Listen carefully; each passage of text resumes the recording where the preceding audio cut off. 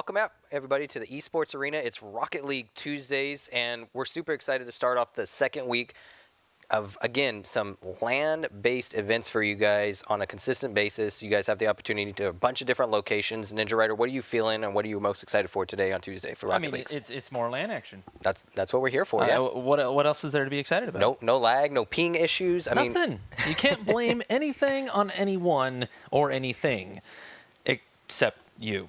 Being... I'm not going to use the word bad, and just outplayed is maybe the better word. But, I mean, that's what we've seen last week. You know, you have bad days. Right. Let's put it that way. And it is a competition, so there's going to be winners, and unfortunately there are going to be losers, but you don't really know how you're going to do until you show up to one of these esports locations and try your hand at the event. So tonight we have some 3v3 action and some 1v1 action. What do you think we're probably going to see the most maybe change from last week at all? Well, I mean, we're going to be tuning into the 3v3 action as it happens across the Midwest and over West.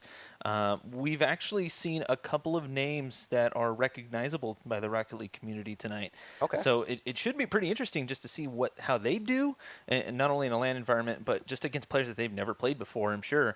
And, you know, just to see something a little bit different than we're used to seeing on the tournament landscape. And I think that is the most exciting thing that we can provide, other than the fact that you get to come in here and play on some pretty sick computers. And it seemed like you were a little bit, I guess, surprised at some of the names that maybe popped up on that list that were showing up tonight. So I really got that vibe from you that you're excited about the level of competition that some of these guys, I guess, after finding out about what was presented last week with week one, they're like, hey, there's a location near me. I can show up and play. And I think it's more that I'm surprised that they took the time out of their day to come out and, you know, have a little bit of fun, you know, away from their caves. I mean, computers.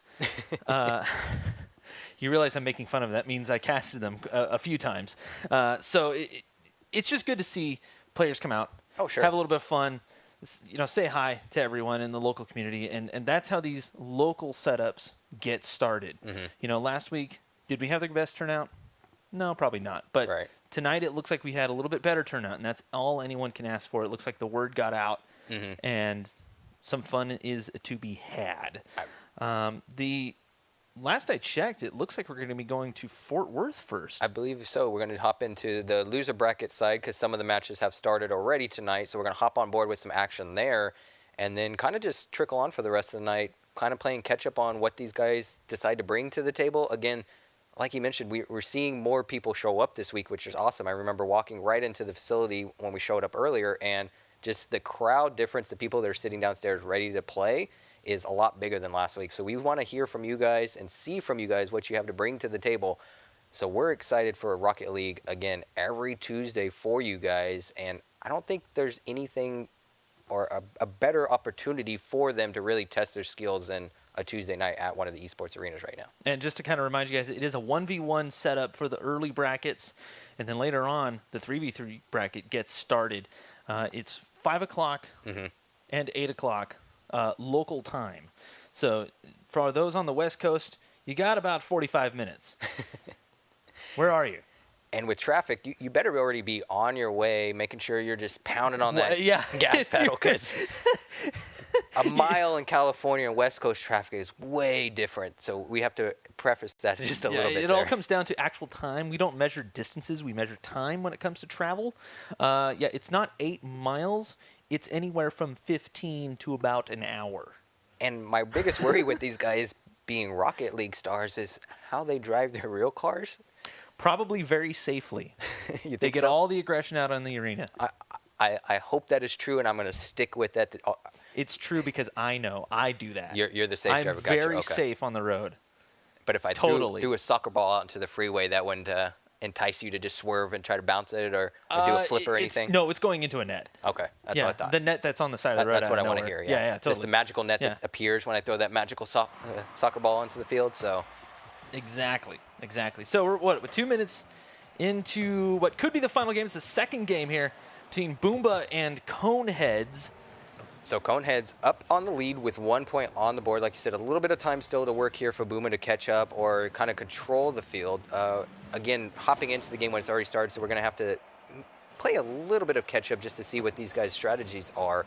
But so far, nothing too crazy going on, and this is, I guess, what I would expect to see from Coneheads with the lead, but a nice shot on goal, but easily blocked, and now they're just going to control the pitch a little bit with the time being at 1 minute.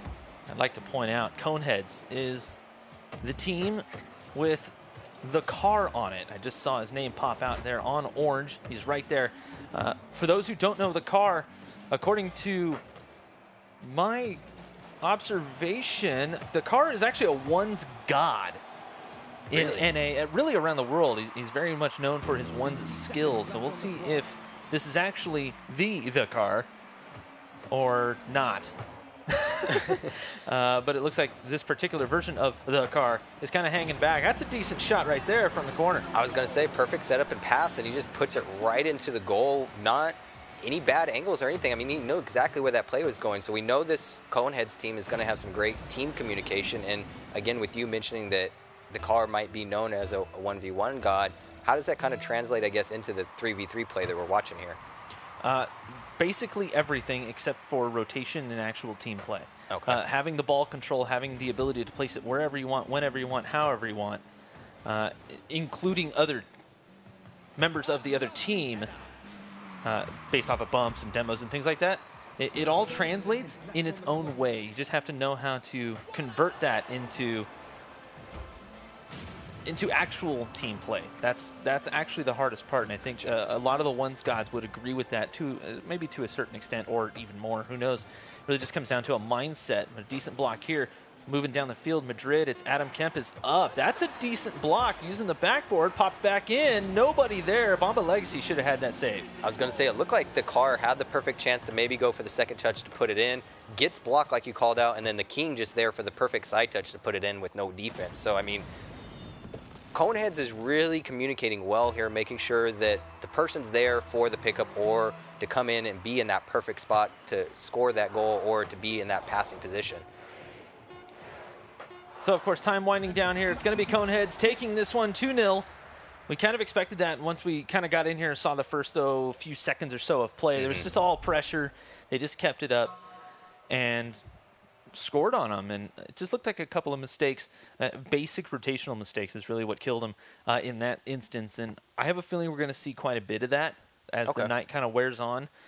Players maybe not so used to playing together, Gotcha. and then actually able to look at each other down the line and be like, dude. And that's, I guess, one of the things that when you're coming to a LAN event like this with your team for the first time, those are the things that you take home at the end of the day and really practice on and hone down to get better is, okay, where did we make our mistakes and what can we do to correct those for the future events? And again, there's no better place to have that done than at a LAN event where you don't have to worry about, oh, I missed the ball because of lag or miscalculation because of this. It's just all here all at once, and it's really about what you and your team are going to do to either correct, enhance, or improve what's going on inside the match afterwards. But something that you notice, especially like at RLCS or something like that, and for those who may have watched the finals on that, you'll see players actually rip their headphones off and turn to their teammates to actually speak to them. And it's most of that, it's not really needed. But maybe crowd noise coming through the microphones, maybe whatever reason, it's just easier to just shout at your teammates. The problem is if the other team takes their headset off, then they get to hear you. Get to hear that strategy, that call out. Yeah, maybe you don't want to do that. But, that's usually not during the game. You want the game sounds. You want to do that, between games. But, yeah, playing in a LAN environment with a team, it is definitely different. It does take some getting used to. But once you get used to it, you actually start to prefer it. Like you said, I think it takes away from what we all feel as online gamers is the inability to effectively communicate across not like a keyboard, or a microphone. Having the ability to show up in a LAN setting and actually say, hey, dude, this is where you messed up or this is where I messed up. What are we going to do about it? It's much face-to-face. It's much easier to grow off of your mistakes face-to-face than it is because it's so easy, like you said, to just type in your feelings and it's not always accepted the right way on the other end. So to be able to, like you said, ripping your head off and yelling at your teammate next to you is probably not the best thing to do. But being able to look over and go, hey, this is what we need to do, or walking around the corner after the match is over, again, away from the other teams so they can't hear you guys' strategies, is probably the most effective tool you're going to have to make sure your team's going to advance into the future, into that professional setting. Because when you look at any pro team or sport, no matter what it is, that's really where the foundation is being respectful to your teammates. Doing one of these, making sure nobody can see what you're saying. Yeah, the football strategy, the turnaround. And the baseball glove. Yeah. I can't blame them for that, though, because I would love to, again, know what my enemies or my people that I'm going against are really, really focusing in on. So. Yeah. So, quick terminology. It's the other team. They're not enemies. No, they're always. Just letting you know. It's like, a thing. I like calling them enemies just because I come from that shooter background. I know. It's one of those deals. I get it. I know. But all right back to Fort Worth. The upper 90 making their mark here on the orange. I wasn't exactly expecting this, to be honest with you. Upper 90 has been around the scene for a little while. It looks like they've picked up a different team here. I don't recognize these team names. But, yeah, should be pretty cool. Mr. Skittles going for a shot. I was going to say, nice challenge there. A little bit brave of him to go in. Looked like there was a good defense set up and kind of left Orange's goal, upper 90s, pretty much fully exposed here. But they're playing a little bit more, it looks like, on the aggressor side, just really putting the action here. As a great pass comes in into the corner, but no one there to clean it up. No one there to clean that one up, indeed. We should also mention that the finals are now best of 5. So different than what we saw last week. Nice little fake out. Yeah, different than what we saw last week, which was a best of 3. But Mr. Skittles sending one just down the pitch, and nobody there from Coneheads to send this one away. Madrid does the drift into the net, but no momentum. He could not turn this around and send it towards the corner like he really needed to. So when we're watching these guys and they're going after these, they're not doing anything out of the ordinary, especially because, like you said, these are teams and there's players on these particular teams that we're watching right now that have been around for a while. And that's going to be the biggest difference between these particular teams and the individuals that we know have been in the scene, have been practicing, have been showing up to the online events, and someone that's maybe just starting out and wanting to kind of challenge themselves against a team like this. And this is, again, another reason why you want to show up, is because if you have a team that's been around in the scene for a while and you have a chance to play against them, you're really going to learn a lot. No, you really are. But, I mean, Coneheads, they're actually holding their own okay, as long as they don't over-rotate more than anything else. As upper 90 is starting to apply some pressure here. Draco going for a bit of a bump, but Coneheads on defense. Draco looking for the back pass. There is one back. Mr. Skittles popping this one up, fully expecting the second man to come through, but they're triple committed on the blue side. Coneheads might be able to carry this one away. I thought the car might be able to carry that one out, but it was a little bit awkward coming in to the offense. It's kind of a little bit hard since we're watching the camera angle to see what's going on the rest of the field, but looks like Coneheads is doing a really good job playing defense and then trying to just capitalize when upper 90 just overcommits, like you said, with that 3 push for the goal. But great defensive move by them there, and I like the demo because this is going to put a shot right in the corner, but luckily upper 90's got someone there on defense, which seems like they're not letting their guard down and keeping somebody in the goal at all times, which is what you definitely need to make sure you do against this Coneheads team. And the car right there was a good send. There should have been someone there to try to pop that one down, but right back onto the Coneheads side. Madrid with a miss. King Elite sending this one down, tries to stop Arsenal. Big miss by Draco. Madrid is right there looking for the second man on the pass. Mr. Skittles is right there. King Elite backs off. That's a nice flick up. The car reads it perfectly, sends it towards his corner. That's a great move, send it towards the corner, but it's pressure coming out from upper 90 at this point as Arsenal gets stopped up and squared towards the sidewall there. I think that was a great call out. You said that dribble and that fake, for him to be able to make that read to stop that, that would have been an automatic goal straight into that empty net. So great defensive move there. And we've seen already just so far while the clock's ticking down here, we got almost 2 minutes left, a lot of great defensive plays from these guys that, again, at this level, we're really kind of excited to see because this is what we expect to show up on a weekly basis here. It would be awesome. And guys, if you guys think you can take on these teams, please stop on by your local Esports Arena, especially if you're in the Fort Worth area. That's where this one is taking place. You can see some decent quality play. These aren't slouches in the game of Rocket League, at least. It may not be pro status or anything like that. But that's a nice dunk by the car, and Arsenal luckily there for upper 90 to stop that. I mean, their reads and they're guessing on what the teammates are doing, and the communication is so key here. You can tell that both of these teams are probably on the microphones right now, just helping each other out. What moves are going to be next is not something that seems like a surprise to them. They kind of are already there ahead of time, which is, again, your ability to know what your teammate's going to do ahead of time is so helpful in a game like Rocket League. I mean, you just have to trust that your teammate is there and trust in their mechanics, that they know what they're doing when it comes to that touch.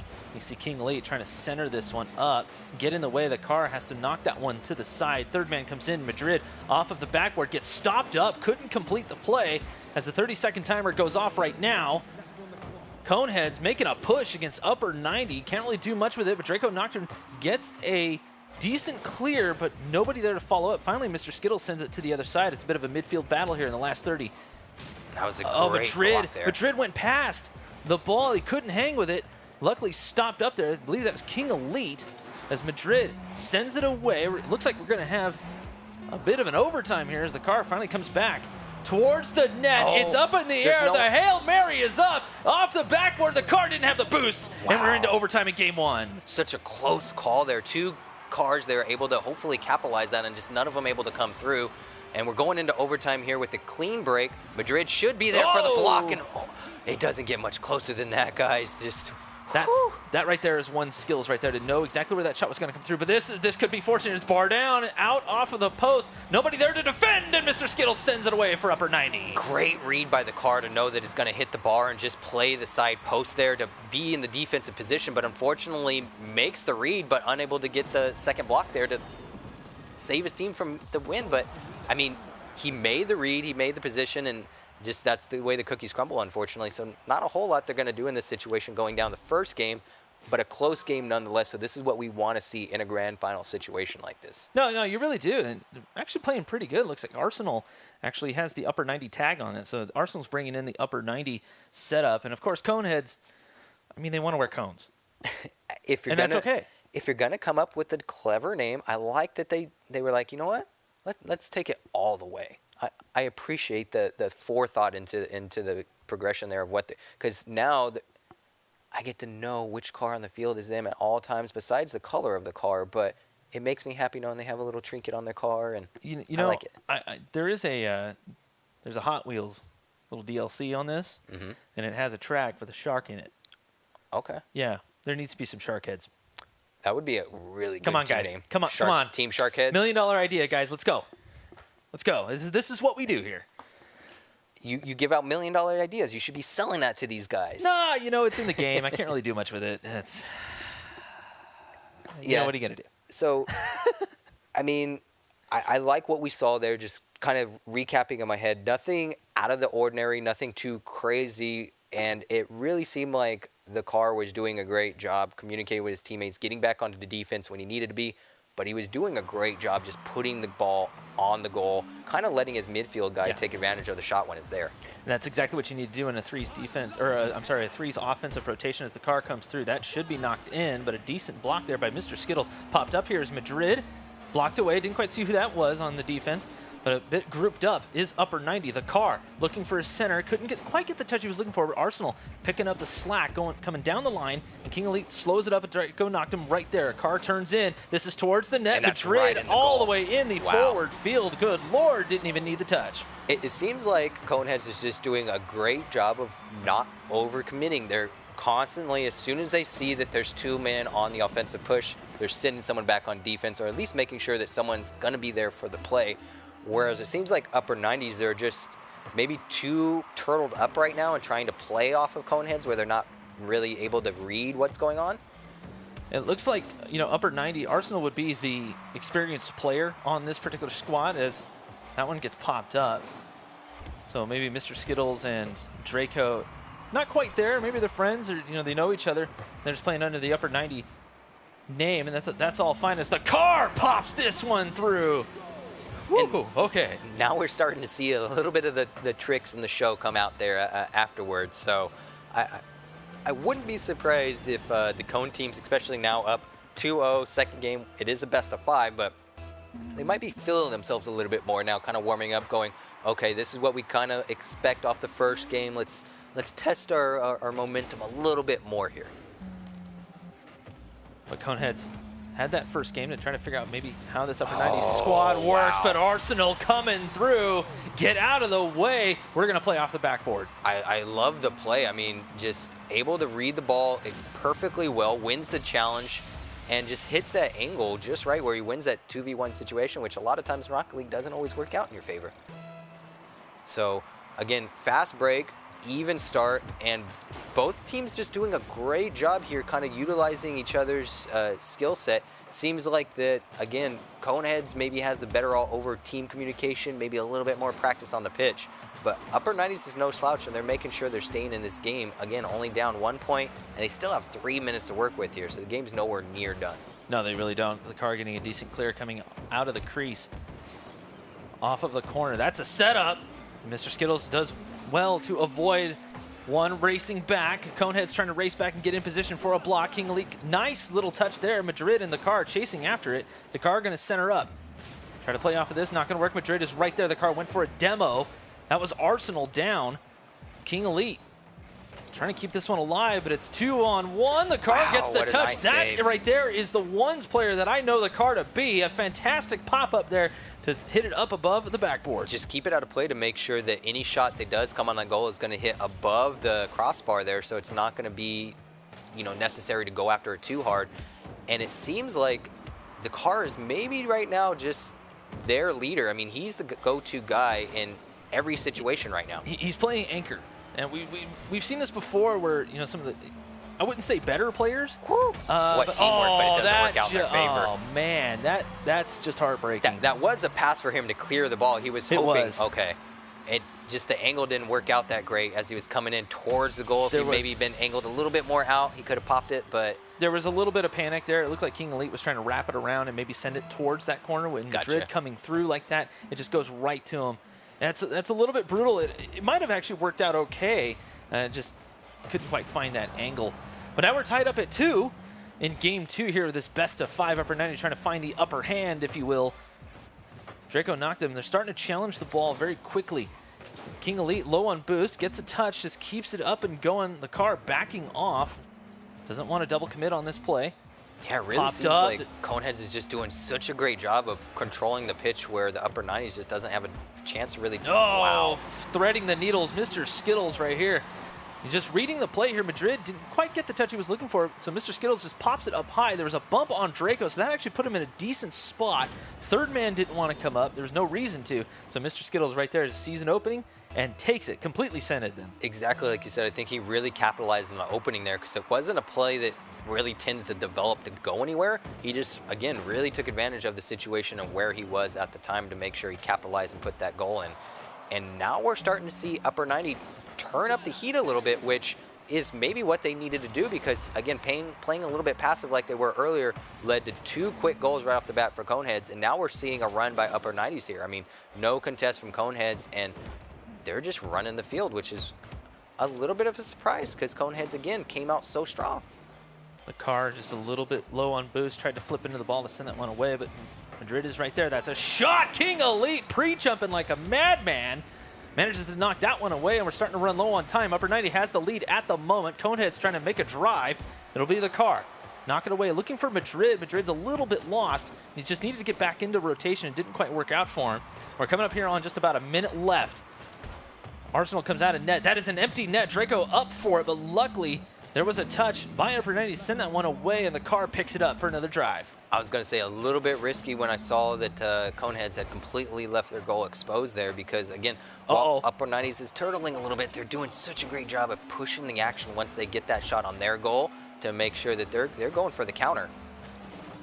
Arsenal going to chase this one down. Draco's up there with him. A little bit of an awkward setup here, just kind of buying time. Madrid looking for the car. That's a great pass. One-on-one. Mr. Skittles pops himself up nicely, but Madrid and King Elite, too close to each other, could not get any momentum on the ball, and time is starting to wind down. Upper 90 hoping to get the hold on this series. It'll be Madrid. Right there, he just couldn't get up, but luckily the car is back. The car looking for it. 15 seconds left. trying to tie this one up. King Elite shot it in! And it looks like that might have been a little bit of a misread by Upper 90s, just helping them out there with the corner shot. I want to say that came off of them.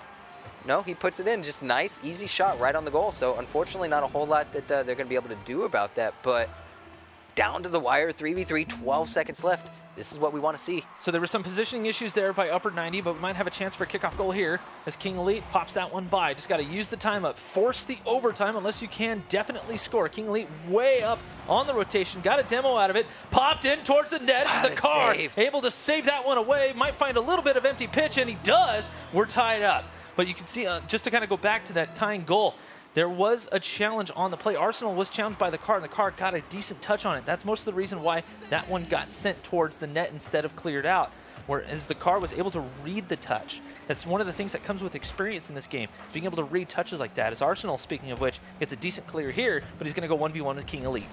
And I'm happy that you brought up the touching, because it seems like the Coneheads, and specifically when I'm watching the car, he's doing a great job of knowing that he may or may not be able to win a lot of those touches and when to kind of just back off and let the play fold out on itself versus pushing it and maybe forcing the ball into a position that he doesn't want it to be in. But again, they've been so great at controlling the pitch here that I'm not surprised if the Cone team is just going to take this home. Oh, King Elite like coming through! Oh, man, get out of the way of Mr. King Elite. And that is Mr. King Elite to you, Mr. Skittles. Shut down! And like you said, knowing when to read that challenge, that he's going to win that touch on that angle. I mean, he knew the defense was there, but he goes, I'm going to go up and put it in that corner, and there's nothing you're going to do about it. We're taking home this victory. Yep. This one's ours. Yep. Cone's definitely not just sitting around on some road somewhere. No, directing not at all. traffic. These guys are definitely here to play, and it's all anchored by the car. Let's face it. He's been doing a fantastic job of kind of playing a little bit more of a third man and letting his teammates kind of set things up. I was going to say, I've seen him multiple times where the play could definitely develop down the pitch. Yeah. But he's, again, playing that anchor position where he goes, you know what? I don't exactly know how this is going to roll out. So rather than risk it, I'm going to flood back, hold midfield, and just put the ball back on the goal if it comes to my chance. And I think I saw twice that game it kind of work out to an advantageous position where they're just putting the ball in the area and letting each other kind of work off that, which is, again, that's all you need to do sometimes is just put it there. And Upper 90 just a little bit scrambled up on the defense more than anything else. They had some pretty great offensive pushes, a lot of speed on the pitch. Oh, yeah. But they just couldn't quite put it together all the way through. It seemed like Upper 90s was doing a great job being able to read when, like you said, to make that fast offensive push and that break when the field was open for them. And every single time they capitalized it. I just want them to be able to read the defensive positions maybe a little bit better where, you like you said, they're not as totaled up, because I saw consecutively tonight that they had all three people just in the same area. Yep. But again, we don't know their experience on land or in a land setting arena like this too, so it could be a little bit of nerves. I wonder if it's just, three buddies that happen to know, two buddies that happen to know Arsenal and decided to show up and see what happens, and here they are in the finals. Definitely possible. I mean, what more could you ask for than to show up in an environment where, again, like you said, this isn't their quote-unquote cave. This isn't their home. And we laugh about that, but it's not their mother's basement. How uncomfortable do you feel in your gaming environment when you step into a place like this where you might not be using, your keyboard or your chair or your setup? It's a little bit of a change. Controller, yeah. Bring your controller. Don't get me wrong, there are a few people who do play mouse and keyboard, and some of those people are very, very good. I don't believe majority of them not, though. Any of these guys do play mouse and keyboard, but usually the ones that do are gods. Oh, yeah. They're insane. Just ability to it takes a certain skill set to have that extra ability to move on a mouse and keyboard than it does a controller.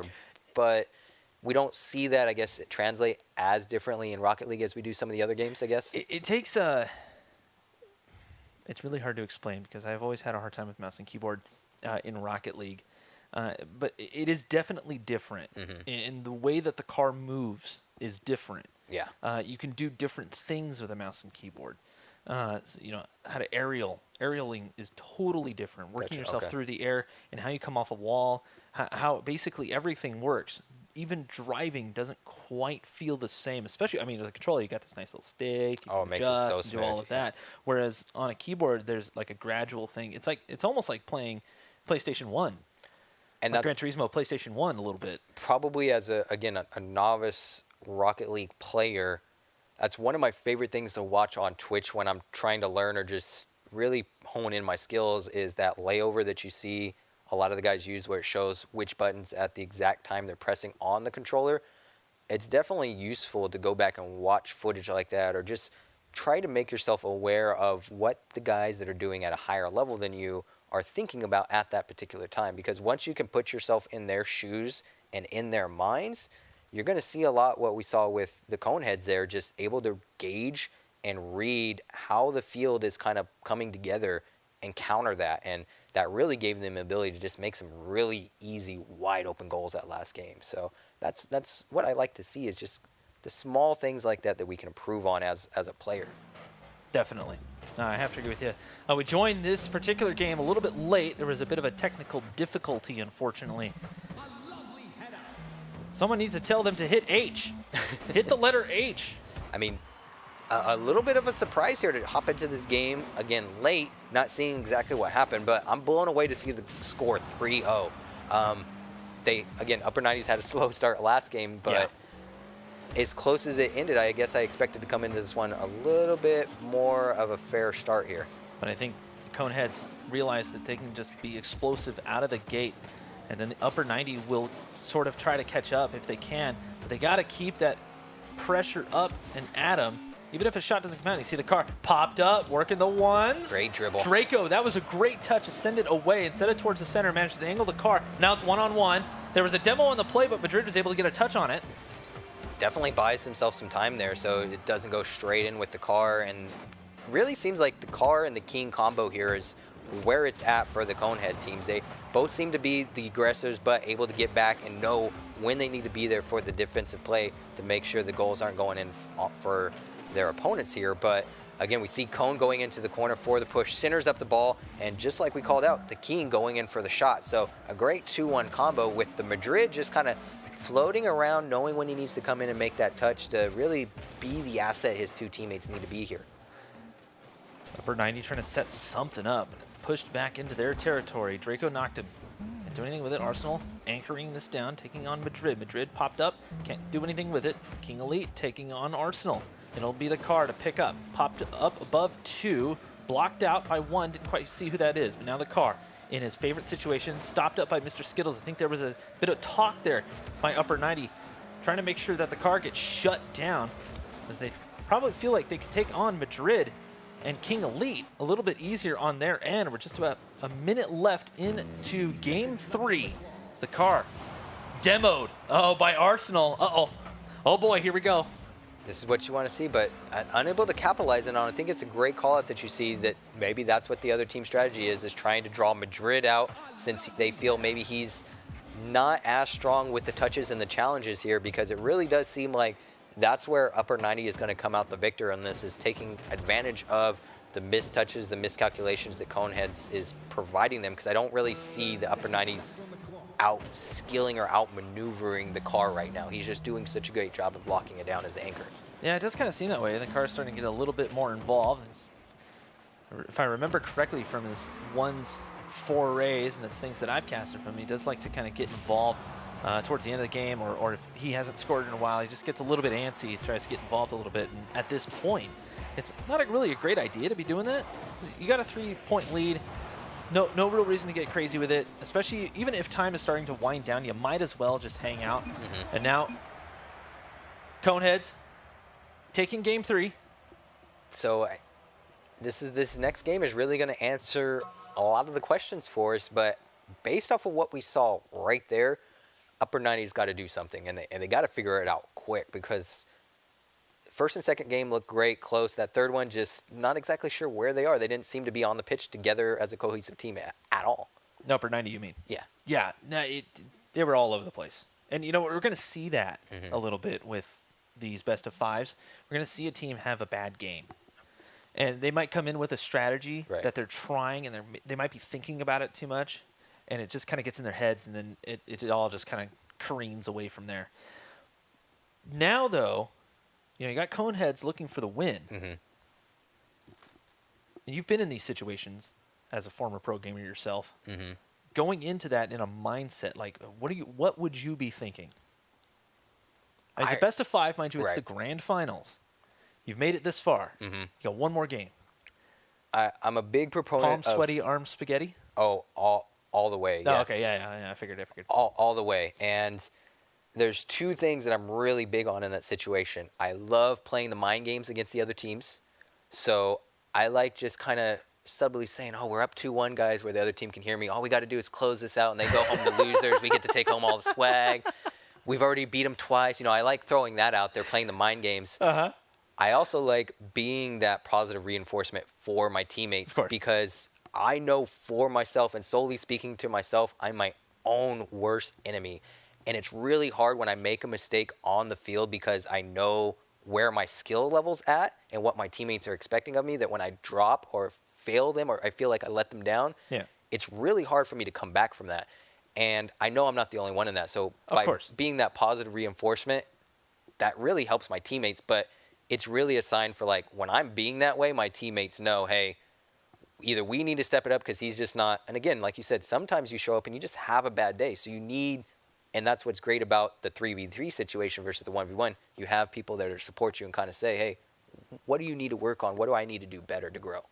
Yeah, not only grow, but, make adjustments. Right. And we talk about a lot of this in the Rocket League community in general, during a tournament and during one of these types of setups where you have to make adjustments to not only combat your team that you're going up against, but you also need to kind of combat the negative sort of tendencies that your team might have and try to make sure those are minimized as much as possible. Right. And I have a feeling that might have happened with Upper 90 where they just got in their own heads and they couldn't quite get back into the groove during that game. It looked like they did and put up some pretty sweet defense for the most part.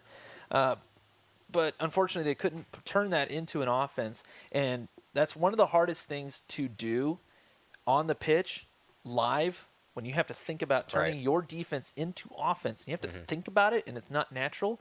It does take a little while to get back in that groove. Most of the time in those situations in one of these tournaments, you would want to see the team that's about to lose, in this case Upper 90, try to score a goal. Right, in the last minute or so. You want to see that, just build the momentum up and get that back, you know what I mean? That's, I guess, what's going to be hardest for Upper 90s now going into this game 4 is they just lost that last one 3-0. So you're not going in there with as much positivity as you would like to see. Like you said, again, I would feel much better losing 3-1 than 3-0. Nothing feels worse than getting shut out. Right. But going over the gameplay in my head, again, they didn't make a whole lot of mistakes in that. So sometimes you just kind of have to chalk it up to saying maybe the other team showed up, did everything right, and we did everything right, and that's the way everything fell out. But we're going to get a lot of our questions answered here as we see the break-off here with Coneheads and Upper 90 going into the best of 5 Game 4 final series. So the hands are sweaty. At least mine are. Well, everybody's is, I think, at this point, especially for these guys. King Elite taking a fantastic pass to open up the scoring here. The car coming off the wall very nicely, reading this one off the ceiling. Doesn't go for the flip reset, which I think is important in that situation because a lot of people are like, oh, flip reset, oh my God. No. Not in that situation. You want to nail that pass and nail it. He did. And that's what I'm talking about, those ones plays. Having that kind of mechanical ability is so crucial in these situations. Knowing exactly what position might win him the ball, but and better win his teammate the ball and the position for the goal. Exactly. So speaking of King Elite, who's actually playing pretty good here. Madrid popping this one back up, just keeping it on the offense. The car with a rare miss. I should say rare. He does miss every once in a while. I was going to say there's been a few on the night, but again, he's been pretty darn accurate and really doing a great job here, I think, of playing anchor with letting maybe Madrid kind of come out a little bit more. And again, maybe the backwards touch! There it is! The car coming through for Coneheads. Loving the backwards touch. I love that we get to see a replay of this. Just the read. And that's obviously a clear indication of skill versus someone that maybe just doesn't have as much time, experience, or practice on the pitch. Well, not only that, but positioning. He was in the number 2 position, exactly where he needed to be. The shot wasn't quite there, but he was already pressuring. He was probably already pre-jumped in the air, just going for it. So you might as well make the best of it, even if he missed. This is the important part. Even if he missed, it would have been a centering pass. Someone could have came in and made the shot, much like that. A missed shot, and King Elite comes through. And again, we see upper 90s just kind of, unfortunately, chasing the ball a little bit here, not doing the best job of making sure someone's there for that miss. They're just leaving the goal open and not having anyone on defense, which isn't really helping them out in this situation. But in their favor, the Car and King doing a great job here of just putting the pressure on and not letting them do anything with the ball. No, they really are. And that right there is a bit of a double commit. Mr. Skittles coming out of the corner, burning a lot of boost, trying to get back to the ground, as Draco should not have even gone for that touch. He manages to make it work okay. That was the time for Arsenal to come out of the net. I am kind of analyzing their rotation a little bit. Arsenal on the way back. Draco, it was a good idea to try to control the ball, but it needed between the ball and the net more than anything else. King Elite goes for the center. Looks like he's just looking for a little bit of open pitch. Tries to slow down upper 90 on the advance. That's a great touch. And Draco right there looking for Mr. Skittles. Good pass popped up. Mr. Skittles backflips out of it. 1v1 defense. But yes, like you said, King Elite was back there and he stayed patient, was able to knock it away. And it looked like Arsenal, again, was his maybe opportunity to push out there to be that third man and score that goal on the miss, but he wasn't, which unfortunately leads to a goal for Coneheads, which we've seen time and time again. Just they're able to take advantage and put themselves in the position after that initial miss to make the follow-up goal, which we're not seeing from upper 90s. They take the shot and just kind of fall back into that turtle defense position. Yeah, and Draco tried on that play just to get back, but it was a little bit awkward. He actually ended up inside the net more than anything else. It's a tough save anyways, let's face it. Oh, yeah. As Mr. Skittles trying to pop up with this, Draco attempting to be ready for a pass, but Arsenal trying to play third man ends up in the second man spot. A little bit odd. Gets baited out a little bit here. Yeah, you're right. Did get baited. That was a tough goal. We might see another goal on this.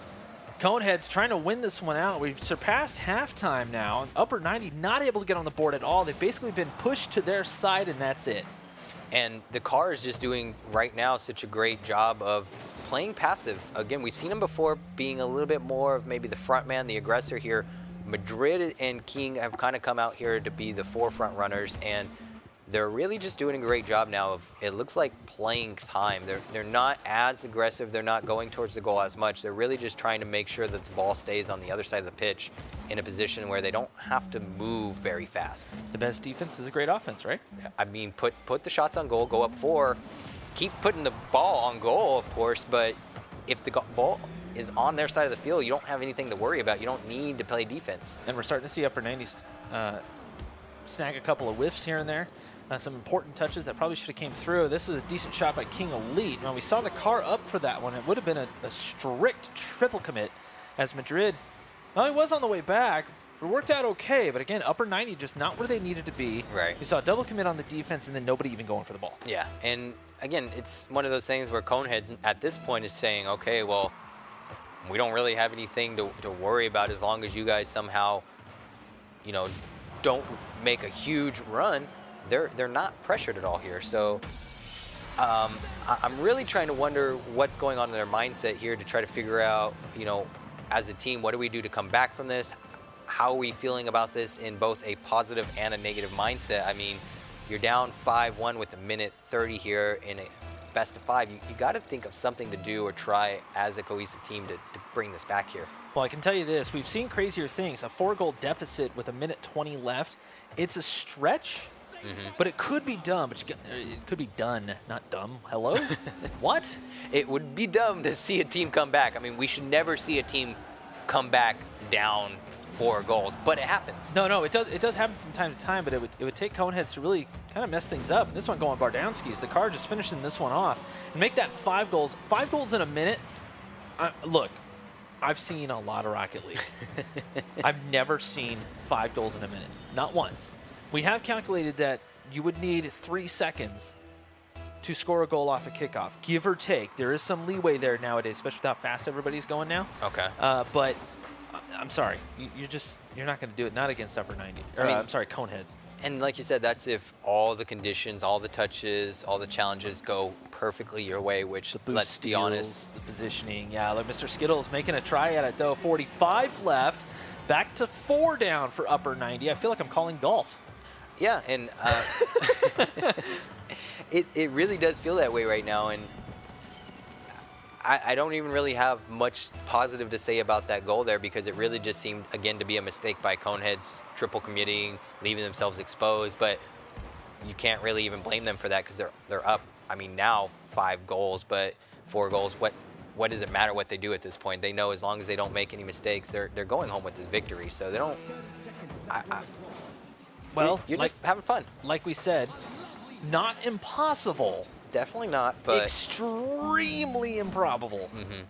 But assuming that Coneheads, there aren't any disconnections or controllers dying or could you imagine computers turning off, and let's face it, overpowered computers will never do that. The car showing exactly why he is a one's god with a very simple play. Oh yeah, his control with the ball tonight has been on point, and for the rest of you guys that are in the arena trying to scope out who you guys need to be looking out for and kind of trying to prepare for your next match, I'm going to put my money on the car. He's going to be the man tonight that really shows up for his team. Well, yeah, but let's face it. I mean, Coneheads, they've come through as a team. We've seen some decent team plays. It's been pretty good. Upper 90's struggling, but it does kind of look like, Draco knocked them, and I'm spacing on the other, not Arsenal, but unfortunately the other player for their team is, well, they're not able to quite keep up, and it seems like. I did see that one player's calling card or emblem, I'm not sure what it's called in Rocket League, the title, it said... The name card. Name card?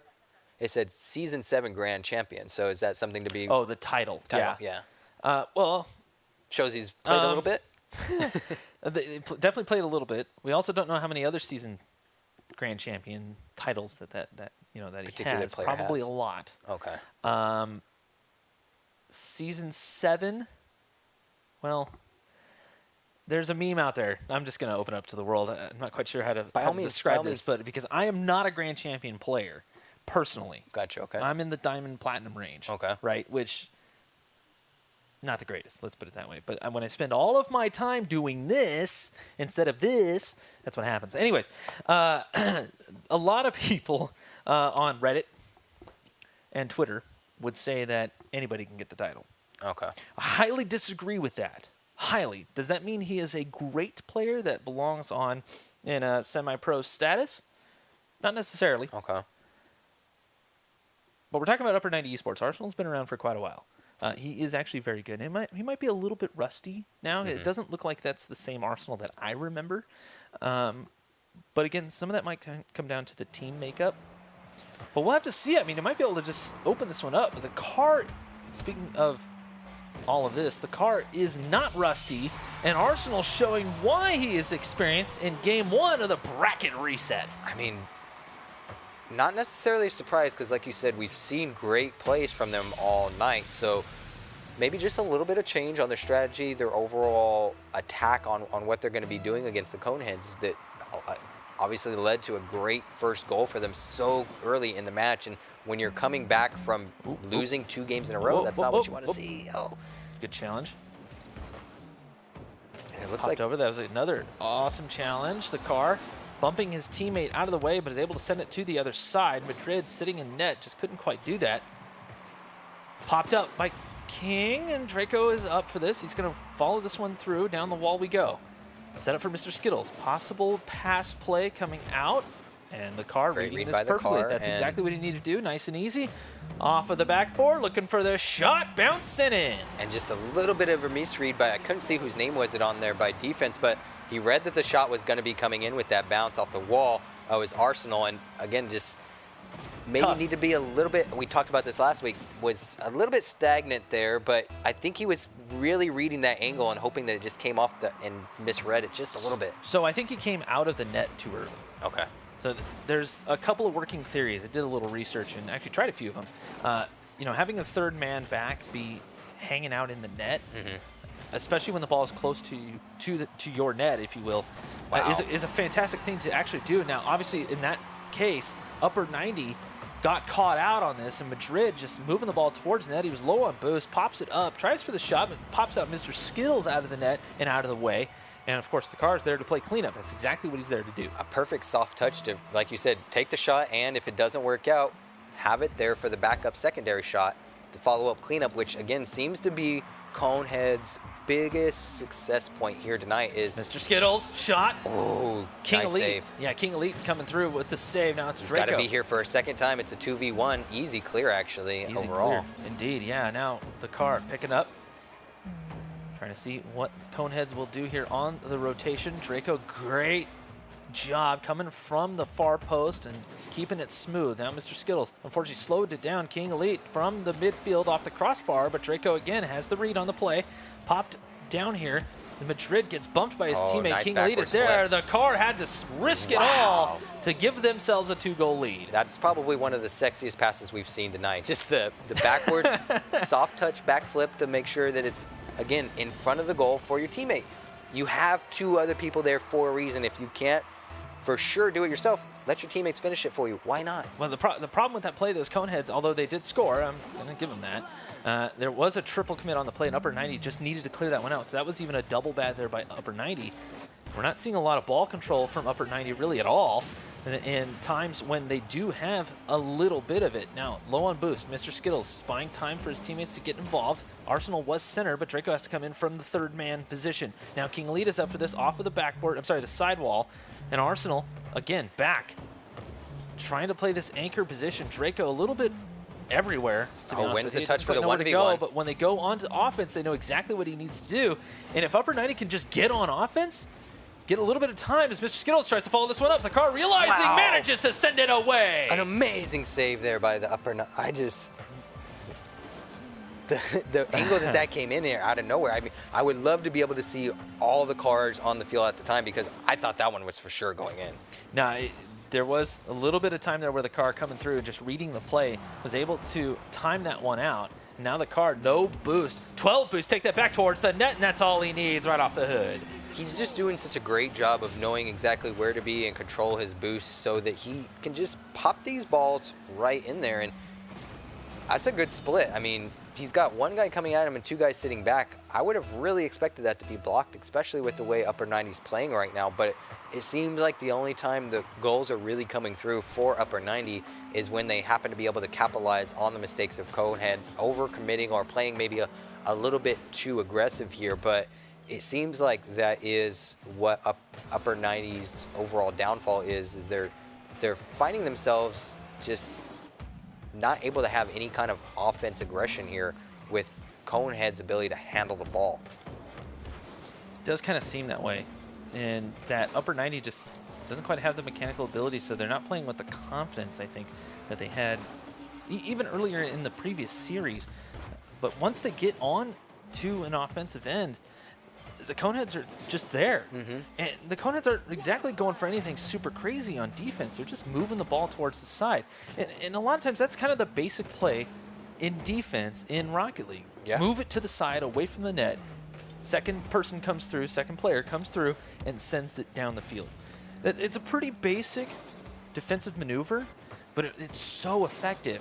And Conehead's able to do just that. Upper 90 not able to pressure either. And a lot of that comes down to, oh my God. Wow. Obvious clear mishandle there, but I mean, you're going to take it if they give it to you.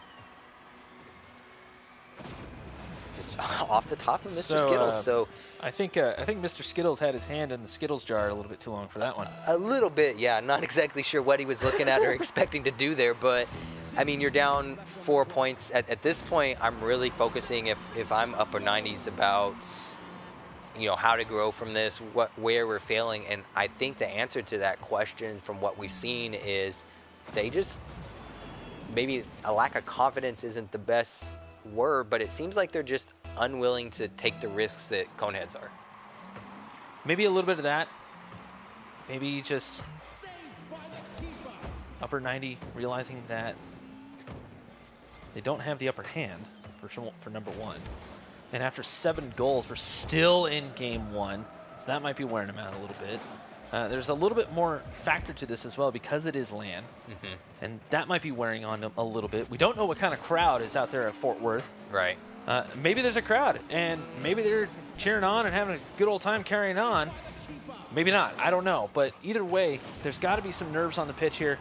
And this is probably one of the longest game ones that I've ever called. I was going to say this. And it's a best of 5, so we'll have to see.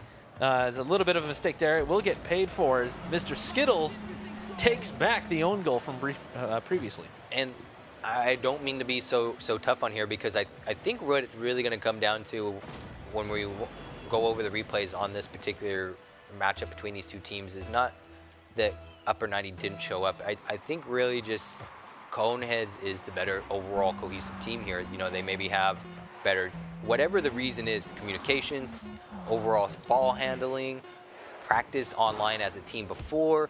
I mean, there's so many questions that I would love to ask both of these teams, but what we've seen so far is both teams have a general sense of where they need to be, what they need to be doing, and it just kind of not maybe working out in the favor of Upper 90s tonight. It really doesn't seem that way. Arsenal trying to anchor his squad, and it's just not quite working out for him. You know, maybe there's some fatigue coming through for players who maybe just don't quite have that sort of oomph, if you will, long gaming sessions and things like that. Plus, you're in that strange environment. There's a lot of loud noises and flashy lights, and it all plays on the mind. Oh, yeah. Rocket League, at its core, is a mind game. And I would take that into a lot of esports, because you asked me, you know, as a former pro player, what you would do in certain situations, and especially when you talk about or think back to your first LAN event. I mean, I was more nervous, not necessarily about how I would be playing or performing or what I would be doing showing up, but just all the other stuff of like, where do I go to show up? What do I need to bring? What am I going to do after? Where are my teammates at? You know, there's a lot of questions that these guys are probably asking themselves, or a lot of situations for the first time they're finding themselves in tonight that they don't find themselves prepared for, maybe have a lot of answers or questions really ready. And that's what this is all about, is experience, a place to grow and learn. Sure. And one of the best things about Rocket League overall is the community as a whole is really great about coming together to grow. And I mean, I've had plenty of people reach out to be willing to teach me, where you don't necessarily see that in a lot of other esports. No, you really don't. Yeah. And a lot of people talk about all the saltiness in game. And I'll tell you what, just go back to Halo. We actually had this discussion at some point at length. You and I talked about it. I've talked about it with other people. And as far as Rocket League goes, yes, there are some salty people. Yes, there is all of that. Just go back to Halo and Modern Warfare. Oh, yeah. That's all I have to say to you guys. So calm down. Everything's fine. But when you're on that LAN setting, that saltiness is extremely apparent. Oh, yeah. And people are now looking at you. They're going, right. No one wants to be or look at that guy that's, again, it's one thing to yell or use a certain way of communicating with your teammates online, but when you're in a LAN setting and you see someone just yelling at their teammates like that, you kind of look over and you go, I might not want to yell at my teammates that way or be talked to that way. And that's stuff that you, again, learn at here. Yeah. So it's great experience to kind of come together, one, as an individual, and two, as a team. And I bring this up because Upper 90 is obviously having a lot of frustration right now. It's definitely apparent in the way that they're approaching the ball and the way they're approaching their plays. And while I don't expect any of them to jump up out of the chair, throw their headset, and start shouting at each other, they're probably expressing some frustration amongst themselves. And you have to do it in a constructive way, and I think these LAN settings really reinforce that. Because not only do you have people watching you, people are going to throw you out because you're being a jerk. Right. And you're disrupting everyone else trying to play and everything else. It's just, it doesn't make the thing enjoyable at all. And unfortunately, right now, Upper 90, this is when Arsenal gets to show just how much he has played the game. Exactly. And if he can be a team leader. And that's what we're probably, again, we don't mean to be harsh, or when we're pointing out mistakes, it's really because that's what we see here. But we understand on our end that, again, this may be your first chance, your first opportunity, your first time at a LAN. You may be playing with different people. There's a lot of things and a lot of questions that we don't always know the answers to that would like to ask you guys. And that's something that as a team we love to see and listen to downstairs, see in chat, and read afterwards. Is, I don't know about you, but there was a ton of people last week that, you know, were talking with their friends and their family in chat, or, you know, downstairs they had their brothers, their sisters there with them, which is really cool to see, because you get that in-person camaraderie and that support from everyone, which, again, the Rocket League community is so positive in person at LANs. It's a different experience that, again, if you're near these locations, you definitely need to make sure that you hopefully show up for one of these Tuesdays so one of us can yell out your names. And one of these days, you want to get out here, especially if you're going to be going to RLCS, which just got announced. It's going to be in New Jersey, which I know none of these locations are in New Jersey or anywhere near, I should say. But if you do intend on going and maybe want to just check it out just to see what's going on, maybe stop on by. You don't have to play. Maybe just stop on by, hang out, and kind of get used to the feel, the atmosphere. Obviously, RLCS is going to be absolutely gnarly. Oh, yeah. I mean, I went to Vegas. I worked Season 3 in L.A., so I know how it goes. And it is insane, the kind of crowd noise that, I don't know, 5,000 people can make. How much more of a fun experience does that make it, though, when you show up to an event for one of your favorite games like that? I can tell you this, I didn't have a voice. I had a cast a couple of days after that RLCS, and there was nothing. I was, like this. But speaking of Coneheads, coming into Game 2, with the donut, are sitting here with the old goose egg. And a minute 30 left in the game, which is a little bit surprised seeing how much they've been tearing it up all night here. So again, something that we talked about maybe happened. Upper 90s took the chance to come up with a strategy, but again, Madrid just perfect setup off the backboard with the goal there from Carr. Couple of things. Arsenal had the right idea. It was a miss, but Mr. Skittles absolutely posted himself right in the center of the crease. It wasn't in the goal. He didn't go for the ball at all. All Mr. Skittles really needed to do in that situation was just pop up and knock that one either high or towards the corner or both.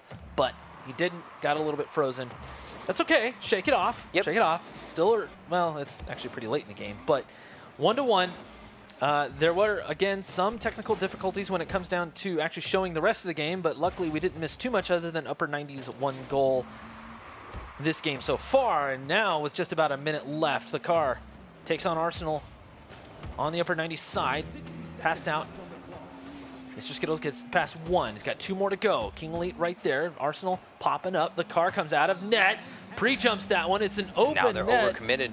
And Arsenal luckily gets there in time.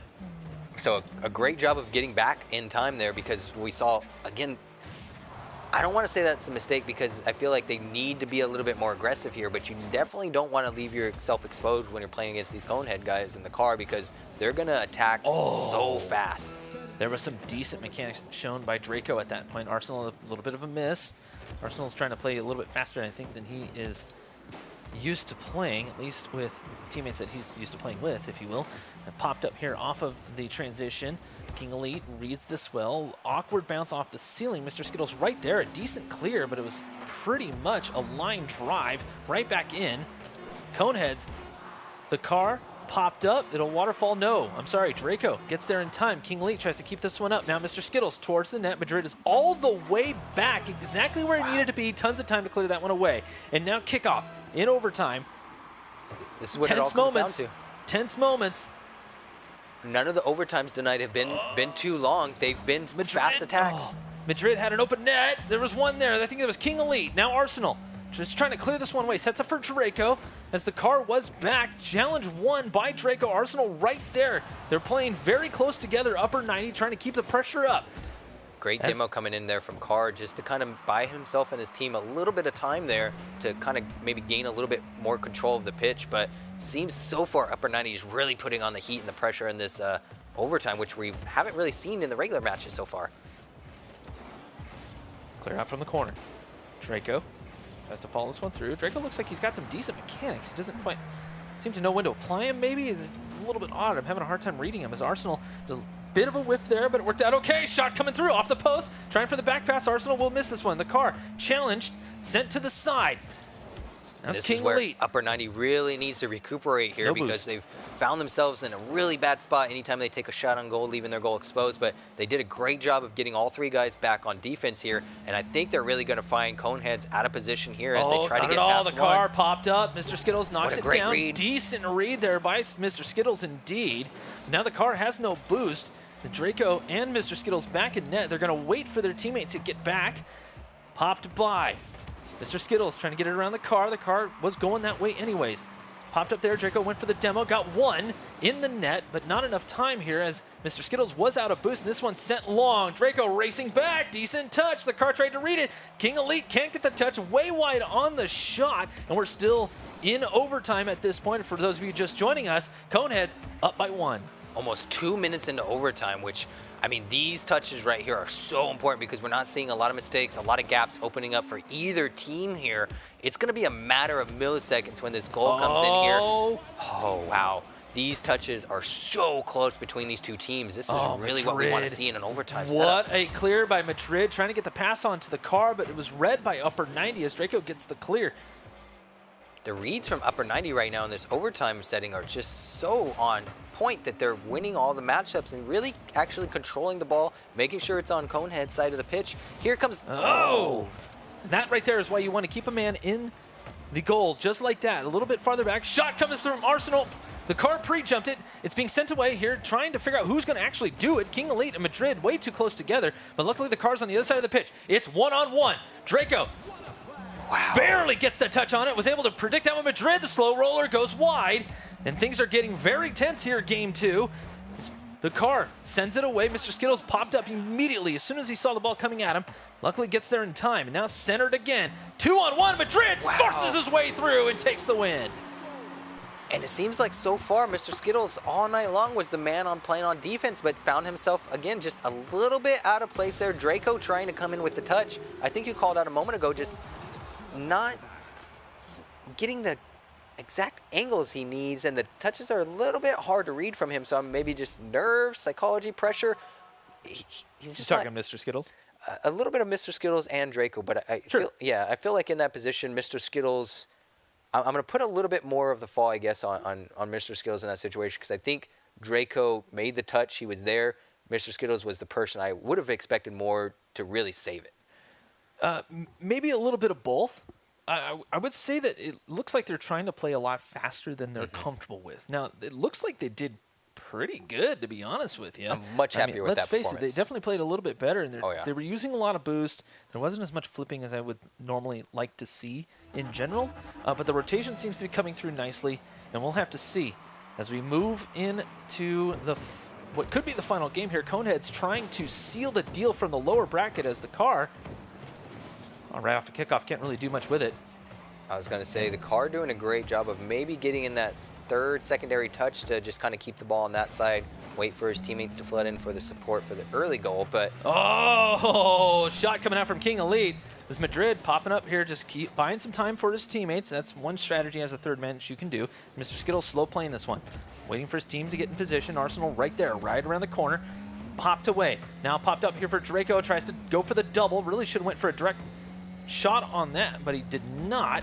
Kind of an odd request there, but nobody in net. Luckily, Draco comes through on that. Now the car popped up, tries to play this one off of the back. I've seen him do it so many times, shots like that. Luckily, there was somebody there to knock it away. I mean, his ability to win these 1v1 situations with the flicks, the soft touches, the dribble, he's doing such a great job with the ball control that I don't really worry about him winning the 1v1 position. It's really whether or not he's going to capitalize on that goal or just easily have he won the, I'm going to say the fake here. I think his team, the other opponents maybe thought he was going to pass it, but just says, no, I'm going to put it in myself, and if I miss, I miss. But he had, it looks like one of his teammates kind of just sitting in the middle there for the play. There was a bit of a third man rotation coming through. Madrid was on his way back, and yeah, you might as well pop up there. The upper 90 was a little bit too grouped up for that defensive play to work. Again, some of those issues coming to rear their head, but you can see they're trying to push forward as much as they can, even on the defense, and it's starting to kind of bite them a little bit, and probably what bit them in the first game, which we missed a lot of, unfortunately. I was going to say, it seems like I'm having a real hard time figure out who's playing the anchor or more of the defensive position for upper 90s right now, whether it's Skittles or Draco. They seem to kind of be switching, but neither's fully committed to it. There really shouldn't be any one person, theoretically. You want all three players to cycle through into their positions as needed. As Mr. Skittles comes through, manages to find a shot off the nose of one. And I guess maybe the more correct way to put it then is, it seems like they're having a little bit trouble knowing their role at the particular time. Like you said, cycling through. We've seen the car and Kent so far tonight do a great job of switching positions, knowing where to be at the right time, and maybe upper 90s just not able to play those role switches as well, it seems like. And a lot of that comes with the experience. You have to remember you're playing in a closed environment. This isn't ranked. You know, ranked, it's a little more random. People aren't exactly sure what you're going to do next. Right. And some people are ball chasers, some people aren't. Some people never go for anything, whatever. In this situation, you have to be able to do all three of the roles. You have to be able to play defense. You have to be able to play strict offense as well as a middleman trying to buy some time, do whatever is needed to send that ball into the opponent's net. That requires a lot of communication. It requires a lot of practice. And you can see Coneheads just seems like they have gelled much more as a team compared to upper 90. That said, upper 90, they're not a bad team per se, but it just comes down to time. I think because this is, again, a weekly event, so every Tuesday you guys have the chance to show up here, especially for upper 90s. I mean, again, it's only 2 weeks, so I'm speaking pretty preemptively here, but I think upper 90s is going to be one of the most teams I'm excited about to follow and keep track of, because the overall skill seems to really be there. Yeah. The education, Sure. the knowledge seems to be there. I think what's really separating them from the upper teams is really just that practice as a squad that I think is really going to be kind of, all those edges are going to get nailed and filed down here in this land setting, since they have now a consistent place to play. We'll have to see. Maybe, don't know yet. There is a chance here for upper 90s to still take this. Although Coneheads definitely have something to say about that. We are still tied at 1, everyone. It's very tough here to predict what's going to happen next, because it seems like Coneheads are kind of losing their edge a little bit. Oh, the car showing the ball control, looking for the upper off the crossbar. Oh, the missed shot. That could have broken the tie here and sent Coneheads into victory circle. That was such a Did I beautiful just juggle. make a racing reference? What is on my mind? Racing, cars, excitement. It's Rocket League Tuesday. You know what it is? Long Beach Grand Prix this weekend. Anyways, back to the game. We'll talk about it later. Yeah, I mean, Coneheads still trying to push down the pitch as the car looking for a direct shot. Can't quite follow that one through, and luckily King Elite stayed back. Madrid was on his way back, and just the way that upper 90 was positioning, stayed back on the play, and with 30 seconds left, it's going into golden goal territory. this is where all the nerves, this is where everything comes into play Mr. here. Skittle. There's 20 seconds left. If you're upper 90s, This is towards the net. Draco luckily coming from the wrong side to make that one work out, but it worked well. He's out of boost.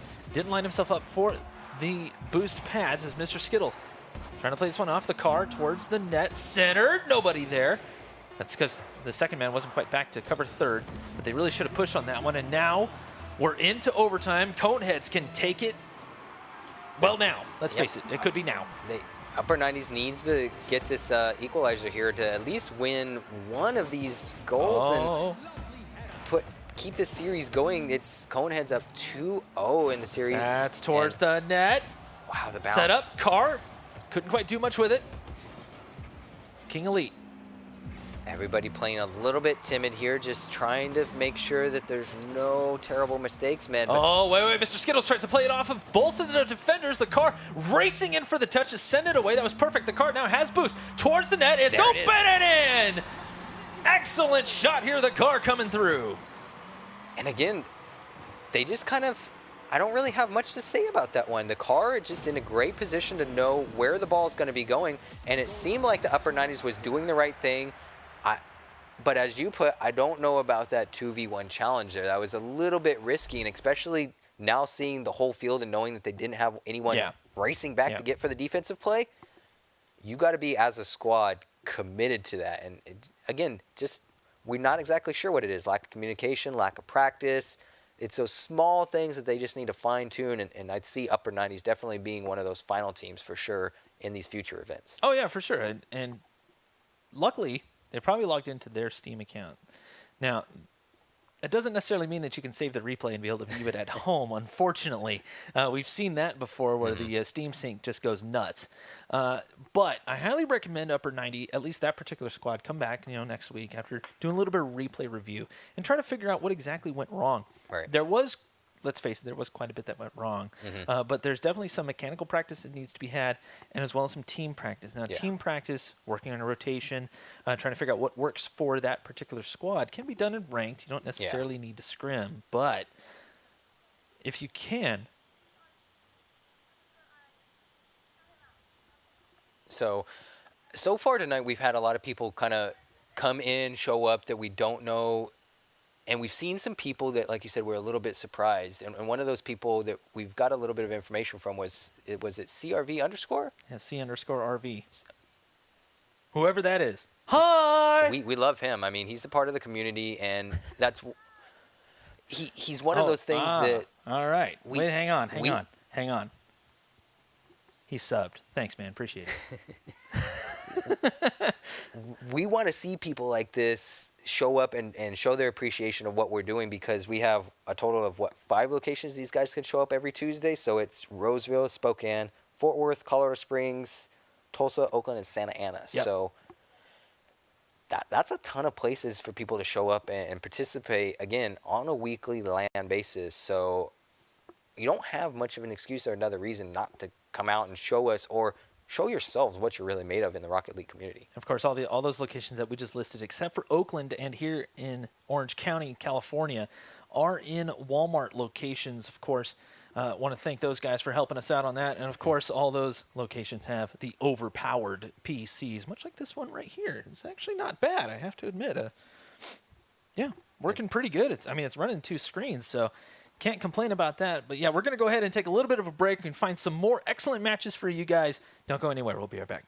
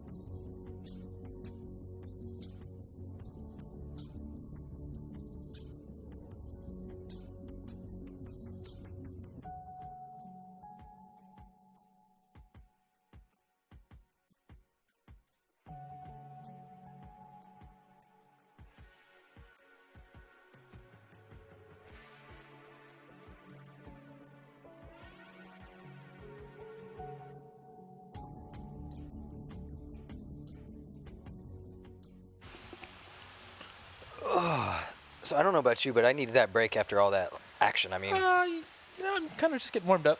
there's a lot going on there. There I mean, was. I'm sweating. Maybe it's just because I'm new, I'm learning, I'm excited, but man, again, upper 90s. Upper 90 esports, yeah. Yeah, a lot we saw from them that we weren't exactly excited, or I guess we were hoping to maybe see a little bit changes in between games. But overall, I think they did a great job of really keeping the games close. I think we only saw maybe one blowout in that series where it was a 4-0 lead. Yeah. So overall, they did a great job of kind of correcting anything in between games to keep the games really close. Yeah, they were trying to, but it just seemed like I don't know if they may have gotten into their heads a little bit. And then, honestly, just got outpaced. Yeah. Towards the end there, they really just got outpaced. And some of that might be fatigue, player fatigue. Some of that might be just the mind not able to keep up by that point. I mean, you play 2 best-of-5s in a row against the same team. That the one team that wins will usually figure out the weakness of the other team, and that other team just may not be able to bounce back. That said, it was clear that they didn't have a whole lot of experience in either a tournament setting, definitely not a LAN setting, but No. I don't think that really played a role in this as far as the LAN setting thing goes. I think it was more of a tournament setting, and there was just a lot of nervousness more than anything else. Yeah, I think it really came down to the communication, the lack of experience on that LAN setting like you brought up. So we're going to jump right on board here with losers round 2 in a best-of-3 series. 2 whole new teams. So we got Baja Boys and Come On Ray. I'm imagining that Ray's got to be the leader of that team so they can just feed their leader a lot of hard times when they're playing. But they're up 1-0 in the series with 2.5 minutes here. I do like how these players actually have the club names in their gamer tags there, if you will, for lack of a better term. But is that Isako? Well, I guess that's just one of the stock player names for Colorado Springs, ESA Co Springs. But don't really know too much about this one, but we're looking at a best-of-3, losers round 2. This is the 3rd game. Oh, shot coming through. Nice little flick for the goal there, but it looks like so far just calling things off. Again, we're hopping into the game a little bit late here, but a big difference between the 2 teams that we were watching and these. It seems like a little bit slower pace action overall. Maybe the team's still trying to kind of figure each other out, but we are in losers round 2, so something to kind of keep in mind here. But a little bit surprised to see the angle of the juggle there. What I would like to know is who has the RLG tag. Raymundo or something along those lines. I am very familiar with the Rocket League Garage guys who set up the fantasy leagues for RLCS. Among other things, do a lot of trading things and things along those lines. I've even written articles for them back in the day. I am not sure that I could have sworn they had their own club, but I guess not. And it shot coming through. Might be one of those things that maybe one of the guys from the club is, in one of the local areas where they have one of these events going on, or who knows, maybe he was rocking through Walmart with his family and was like, what? Esports Arena, Rocket League Tuesdays, what? I'm going to talk to the RLG guys. They're European, so maybe it just didn't transfer over. We'll have to ask. But Frank the Tank couldn't quite do much with this. Now right back on the offense is Come On Ray. Jason stuck in the corner. Raymundo right there. Can he do anything with it? No. Noah White towards an empty net. And Baja Boys just leaving it wide open. Yeah, I mean, again, clear indication of the difference between the teams that we're watching here and the ones we were watching earlier. That's the ball's in the middle of the pitch. There's no real offensive push from the Baja Boys there to be fully committed on the field. So really surprised to not see anyone on defense. But I also not really see anything from Come On Ray that's really solidifying that they're the better team here. Just there seems to be overall a big push and fight for control overall of the pitch, and neither team really able to, I guess, confirm which one's better to me yet. And most of that, you can go a long way with just positioning. Oh, yeah. You may not be the best mechanically, but if you're in a decent position, you'll be able to get the ball in the general idea of where you want it to go. And Come On Ray, at least in this game, what little we've seen of him so far, has been able to do that. They haven't caved under any pressure, this being a Game 3 in a best-of-3 in the loser's bracket, mind you. So Baja Boys will be eliminated once the ball touches the ground, and there you go. Come On Ray moving on. They will be facing UCCS Frost Another team I'm not familiar with, but seeing as how this is Colorado Springs, I would imagine that's University of Colorado. Fingers crossed, because Colorado I believe Springs. last week we had, was it CC Tigers, the Colorado Community College team, I believe showed up, and I want to say they took second or third place. I believe it was third place. They were the ones that had to go home early, unfortunately. That's they right. They had to get back. I think it's something about the dorms closing or something along those lines. Dorms closing, having to do homework, not being adults, bedtimes. Oh my God! Mom basements. You're in college. Bedtimes. What do you do? Why are you going to bed? They got those early exam times. They got to get up early. Who schedules exams early? I mean, I purposely took afternoon and night classes so I could sleep in. But hello. Future advice to anyone getting ready to graduate and go to college. And look how you turned out. You turned out pretty good, right? I think so, yeah. A nice, mediocre-looking guy casting some Rocket League on Tuesdays. What else would you want to be in your future life than standing behind the esports desk being a caster, right? So show up to school late in college. Key to success. Drink a lot of beer. Oh, wait, no. No, I mean, don't do that. No. Red Bull. Red Bull gives you wings, which I hear helps with your aerials in Rocket League. Well, they say that. No. I've yet to prove it. Let's put it that way. That makes sense because I will keep experimenting. I got the Rocket League ball in my hand right here, and I've had some Red Bull, and unfortunately, my feet have not come off the ground. I've not been able to land a header all night, which I feel very left out that in-game gets no love from the in-game caster. It's all European or Euro accent, and that really hurts me. Or Japanese. In Neo Tokyo, we see the Japanese in there. Oh, and it's the motion with the Japanese so caster. I love they're it. Yeah. so into it. I just want to yell goal in Japanese once. That's my goal this season. I'm going to sneak it in here one. And you guys watching on stream are just going to roll your eyes. You're going to have to mute your headsets, make sure the TVs are turned down low. But at some point, I'm yelling goal in Japanese, and I'm blowing out all your earphones. So you better be ready for it. I thought it was just goal. Is it just goal? I have no idea. I got to learn Japanese. That's the problem. I got to make sure what he's yelling is actually goal. He could be saying nice shot. He could be saying header. I'm guessing that it's goal. So any Japanese language-speaking viewers in chat right now, if you want to help us out with the translation a little bit, definitely appreciate that. Yeah, or just we'll Google it later. Good old Google. Siri.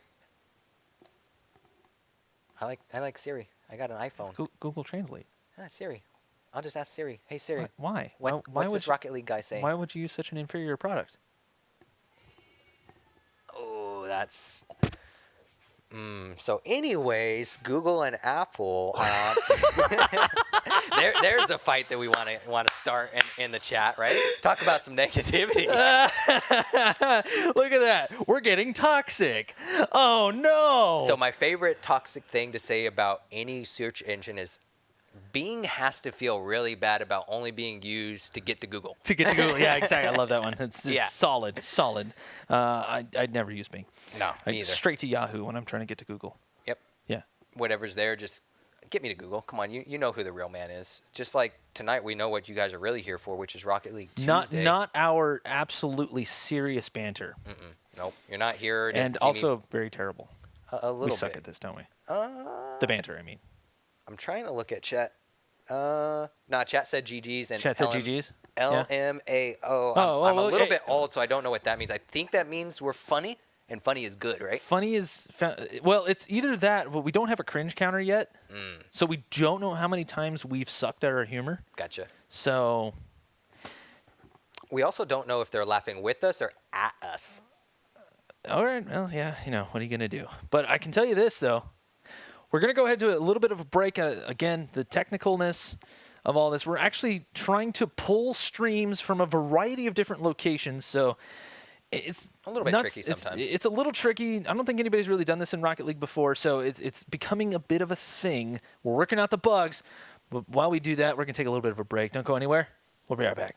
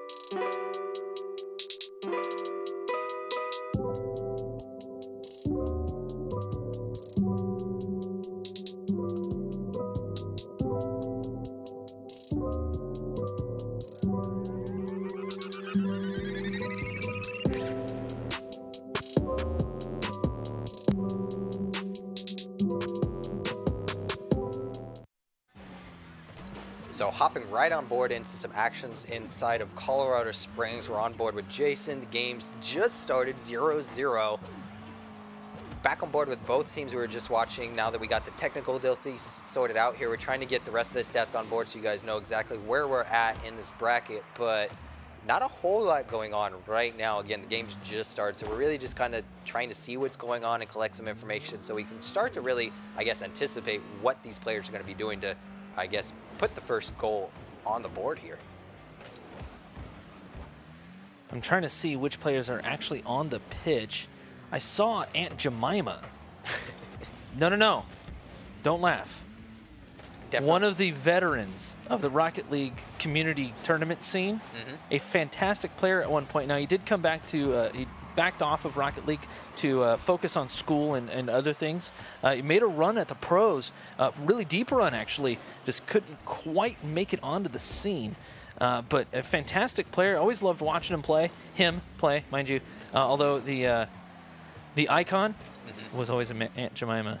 Really? Syrup bottle is fantastic. It has Good to be. stuff. And again, that's the only reason I laugh, because I'm a huge fan of nameplay. And what better way to throw your support into a game than shout out your favorite syrup lady? Well, yeah, of course. You can see RLRS Season 2.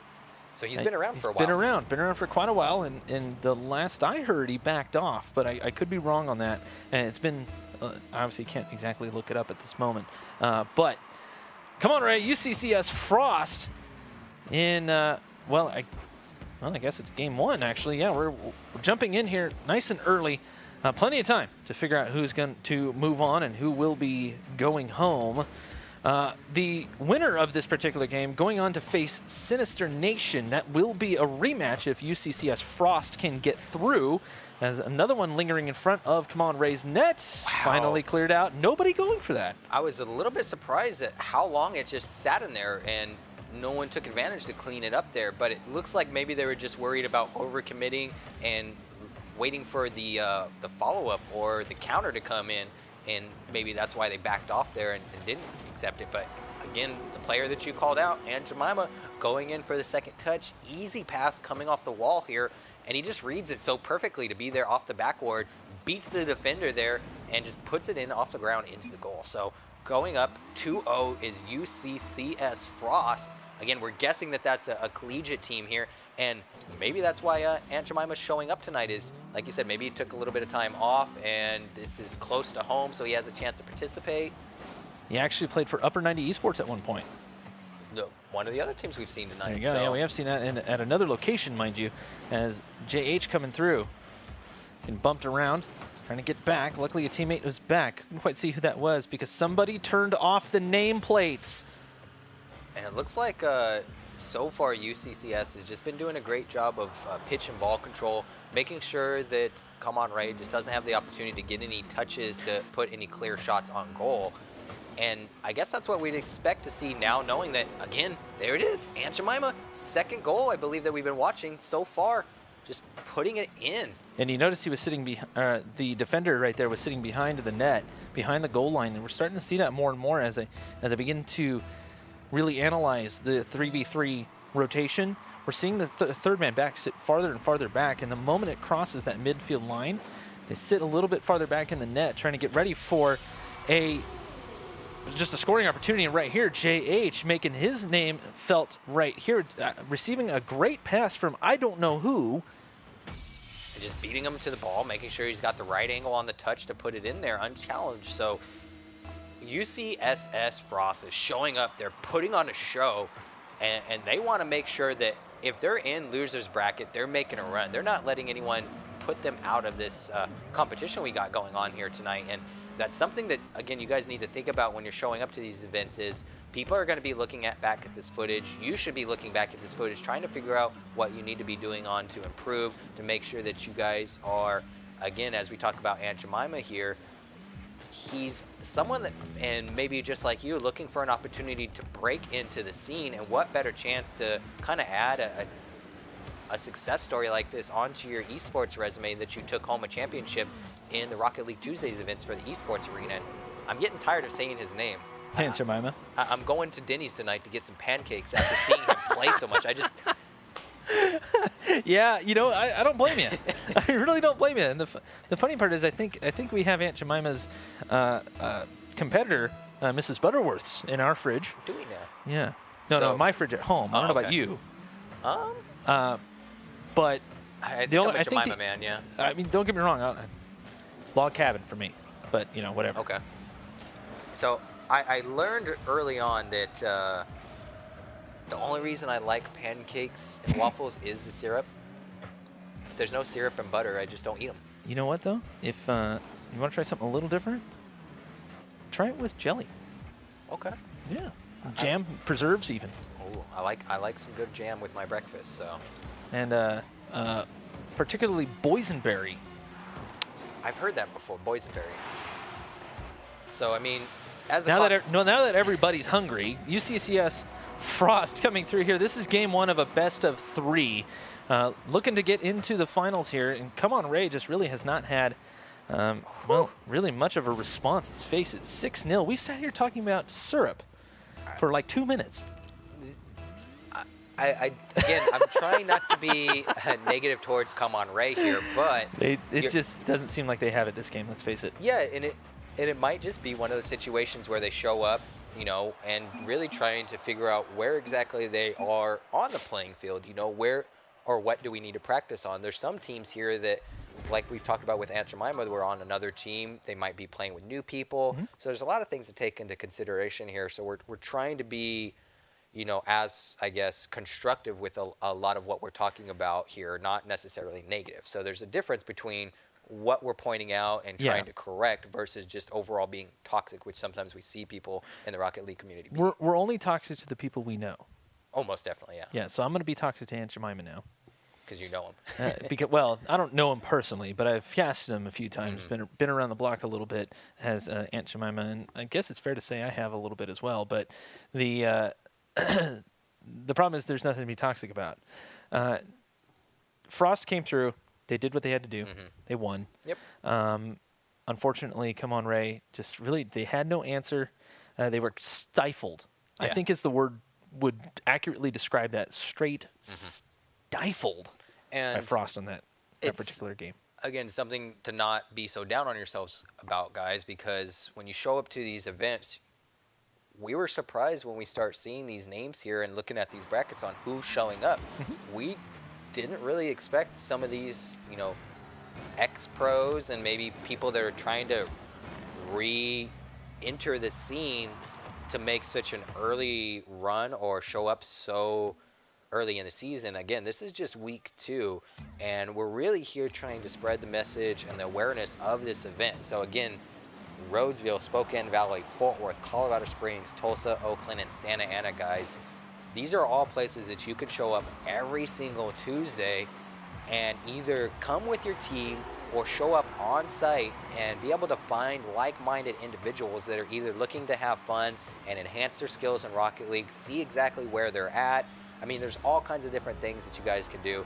And at the end of the day, the community and the atmosphere at these environments right now is so positive, and it's so much fun to be able to walk over and shake hands with someone that you either beat or just lost to and have a conversation with just Rocket League about is so awesome. So again, 4 minutes into the board here, nothing less than what we'd expect. Again, I'm just going to say that because it's a college team, a cohesive team, an ex-potential pro on their roster, they're coming into this match as his successors, and he's just practicing some harder shots there, showing off of what his skills are like. A little bit, yeah. Some of that is just straight pressure. Aunt Jemima recovering well on this, obviously grabbing that boost, pops it up. The ball not quite landing exactly where he wanted it, but just finessing that one more than anything else. And finding that angle using the back of the car as well. And some of that was just him kind of, you'd think that he's styling. He wasn't. Okay. In order to make the shot like that, you have to do what he did. And I think a lot of people kind of confuse that with freestyling. That wasn't freestyling. Gotcha. That was a real thing in how that shot needed to be taken, at least in his mind. And so he made it work.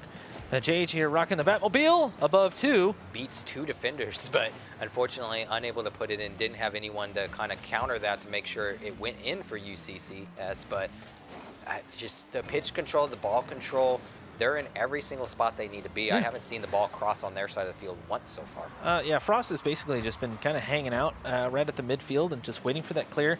And you can see the doubles and triple commits from Come On Ray. That's not going to work. We're already seeing doubles. Nobody's communicating. Nobody's talking to each other. And it doesn't take a whole lot to say, I got it. And maybe there's some anticipation there. Right. This could also be a pickup team. Most definitely. And we should probably explain that. You know, if you show up solo, maybe you want to play in the ones, but there's a couple of other people that need a team. You feel like playing some threes. Yep. It could be that. Right. Now, granted, that's really hard to play with because you're basically playing ranked, but live. Yeah. And speaking of Come On Ray, though, and I don't know if this really is a pickup team, but this is a pretty nice shot right here. Good positioning here by Raymundo. Anticipating the play, sending it towards the net. Perfect shot, just putting his front end of the car up, making sure he gets the perfect angle to put that in there. And again, that's what, with Rocket League, you never can count yourself out as a win the challenge here, putting the goal on shot, but just unable to put it in with the defensive play there from UCSS Frost. And again, being the more experienced players from what we've seen so far, that's what I would expect to see in a defensive move like that. So far, it looks like Come On Ray is maybe trying to put on the pressure a little bit more here, but again, just doing not a great job of kind of knowing where their resources are and overcommitting a little bit too much here. But a great challenge, a great clear as they finally get the ball onto Frost's side of the field, and we might even see a shot on goal here, but looks like Jason's going to fall back for the defensive move, which is a smart thing to do as UC Frost finally starts to put the offensive push on the board here. But oh, here we go. Thought that might be popped out, but Raymundo tries to follow that one through, ran out of boost towards the net. And an easy clear for Jemima. Yeah, right there. The perfect defensive rotation. Reading the ball, flipping towards this. And all three are there. This might sneak its way in, but Noah White is right there. There was one player there. I can't quite see who that is. Really disappointed to see Frost's other teammates not kind of really capitalize on that, especially. But you want to play defense, maybe not leave your goal open there? Well, no, I mean, there was quite a few. Well, there was a bit of a kerfuffle, let's face it, right there on the blue side. So you kind of want to stay one back just in case there's a weird pinch or an odd clear or something like that happen. Noah White pushing this one off the wall. That was actually a decent touch. Didn't quite get there in time, though, as JH. Bit of a whiff. Back pass. Aunt Jemima didn't quite get the angle he was looking for, but this will set up here. I'm sorry, that was not Aunt Jemima. That was Aunt Jemima right there. There's Noah White. Set up here, JH on the backboard. Nice clear, just sending it away. Holding the 1-goal lead here as the 1 minute remaining mark happens. And it seems like Aunt Jemima towards the net, off the bar, not going to work. There was a follow through, it didn't quite connect. Whew. And it seems like so far for Come On Ray, it looks like Raymundo is the one that's doing a great job making sure he's in the right place at the right time, just like he was there for the save. Oh my God, the passing plays are coming through. And again with the save, Raymundo's just in the right spot for the clear again. You got to give the credit to Come On Ray and Raymundo really holding the defensive plays here for his teammate, making sure that third goal doesn't come in, keeping his team in the play here. 30 seconds to go. They need to score this equalizer to make sure the round keeps going. And this is where it comes in. JH shutting down the play here, just keeping it on the offensive end. There's Noah White. Can he do anything with it? No, he cannot. Lava lashed. Off of the sidewall. Looking for a bit of insurance, or more or less just keeping Come On Ray occupied. JH comes through, just keeps it here and towards the net. There's nobody there, and that'll knock down. And UCCS Frost move on to the grand finals where they face Sinister Nation in a rematch. So last week it was Sinister Nation, if I remember correctly, that walked out the victor. Yeah, I don't have rosters in front of me, so I don't remember. Yeah, and I'm only going off of that because I think Sinister Nation was the overall winner of last week. So this is going to be a good rematch, especially after seeing what they were able to do there and knowing what Sinister Nation is kind of coming to the table with, being week one winners. This next matchup is going to be really good, so I'm kind of excited to see this one here. Yeah, you know what, so am I. I think we might even see another bracket reset like we saw earlier tonight. Frost definitely came through with that game. And again, knowing that they have a potential ex-pro player, he was on, you said, the other team that we were watching tonight. So there's a lot of guys tonight that have some experience, have some knowledge of what to expect in those key situations, which when it comes down to the wire, I think is kind of going to tip the scales onto which team is going to win. And we had actually last week when we walked in, I recognized a couple of faces who big in the Rocket League community in their own ways, of former pros from way back Season 2, Season 1. Now, they had to give up their Rocket League dreams for school and a variety of other reasons, but they were here. Unfortunately, they were the only two to show up last week. So they played a little mini 1v1 tournament. I think they did like a weird best of 9 type thing. Old school, really old school style, best of 9. Gotcha. You know, and did a little entertainment for the staff.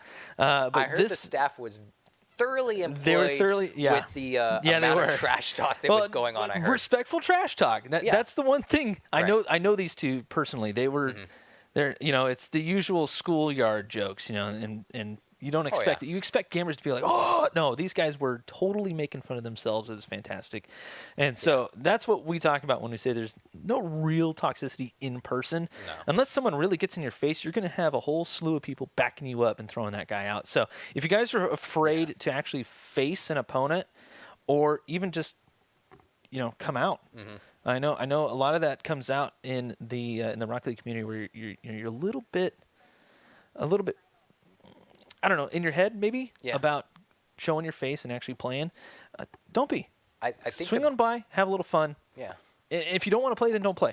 And the biggest thing I think that you need to get over is that you're not here to really be judged. No. Everyone's here. No. Yeah, everyone's here to get better, to grow. And as long as you're not in that negative space where you're not willing to admit your mistakes, as long as you're willing to say, hey, what did I mess up? Or everyone's here to have a great time and get better at Rocket League to that next step in their career. So you have no real reason to show up. So hopefully you guys have been entertained by a lot of Rocket League, and we're going to get into the grand finals tonight, which is going to be a great event. So again, my hands are getting sweaty. I need a towel. Easy. You okay? We're gonna clean the desk off. We have to. I mean, they need some Windex. It's just a puddle of mess. I got fingerprints everywhere. It's gross. You guys don't want to be here. Guys, Sinister Nation versus UCCS Frost coming up next. Don't go anywhere. We'll be right back.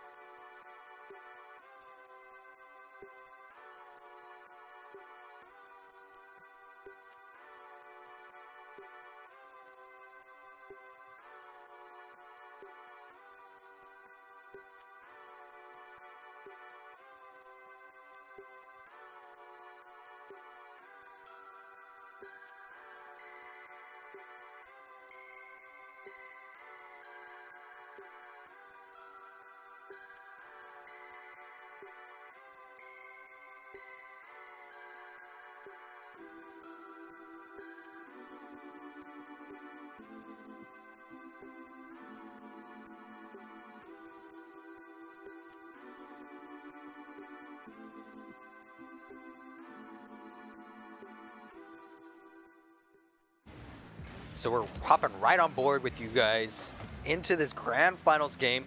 Matches just started. We're 30 seconds in with Aunt Jemima's team and Sinister Nation. Just looking at the chat and knowing from last week, thank you guys to Sinister Nation and all of the support that you guys are bringing to the Rocket League and the esports community for Rocket League Tuesdays. Huge shout out to Sinister Nation. You guys are showing up. You guys are representing and you're bringing all your friends, your family members. This is exactly what we want to see because it's bringing some very great, high-paced, hyped action. And that's what we want to see. That's what you want to see. That's what all of your friends and families want to see. And just talking off of last week, Platypus is the man that I'm keeping my eyes on. And when we're looking at blue team, we got Aunt Jemima. So Platypus, Rabid, and Aunt Jemima, these are the two guys that so far, Aunt Jemima tonight, I mean, he's been keeping me entertained. Speaking of Aunt Jemima, coming through from the sidewall. Perfect read off of the transition right there and slams it home. Bottom corner, a fantastic placement. So, a perfect call out. I mean, these are the two guys that I feel like are the team captains. They're the ones that are calling the shots, maybe leading things, really getting the momentum here for their teammates. And I'm excited because in the chat, the Sinister Nation is going crazy. They want back-to-back champs. I'm excited to possibly have back-to-back champs or someone to take over the throne, make week 3 even more excited here. But the action is just not stopped, and we're seeing some very competitive, close, skilled gameplay right here. There's not a huge lot of separation. Vert trying to set this one up. The Kent is right there. Lava Lash gets bumped out. Aunt Jemima sitting third back. JH looking for the pass to center. Vert is right there. Good read. Looking for Rabid Platypus, who bounces it off the corner. There's the Kent. Can't quite do it. Now the Kent staying with it, just trying to slow it down. Lava Lash, not a great touch. I don't think there was anyone there for him to look for, as Aunt Jemima did get demoed on the play. Rabid Platypus, a shot. Sends that one out.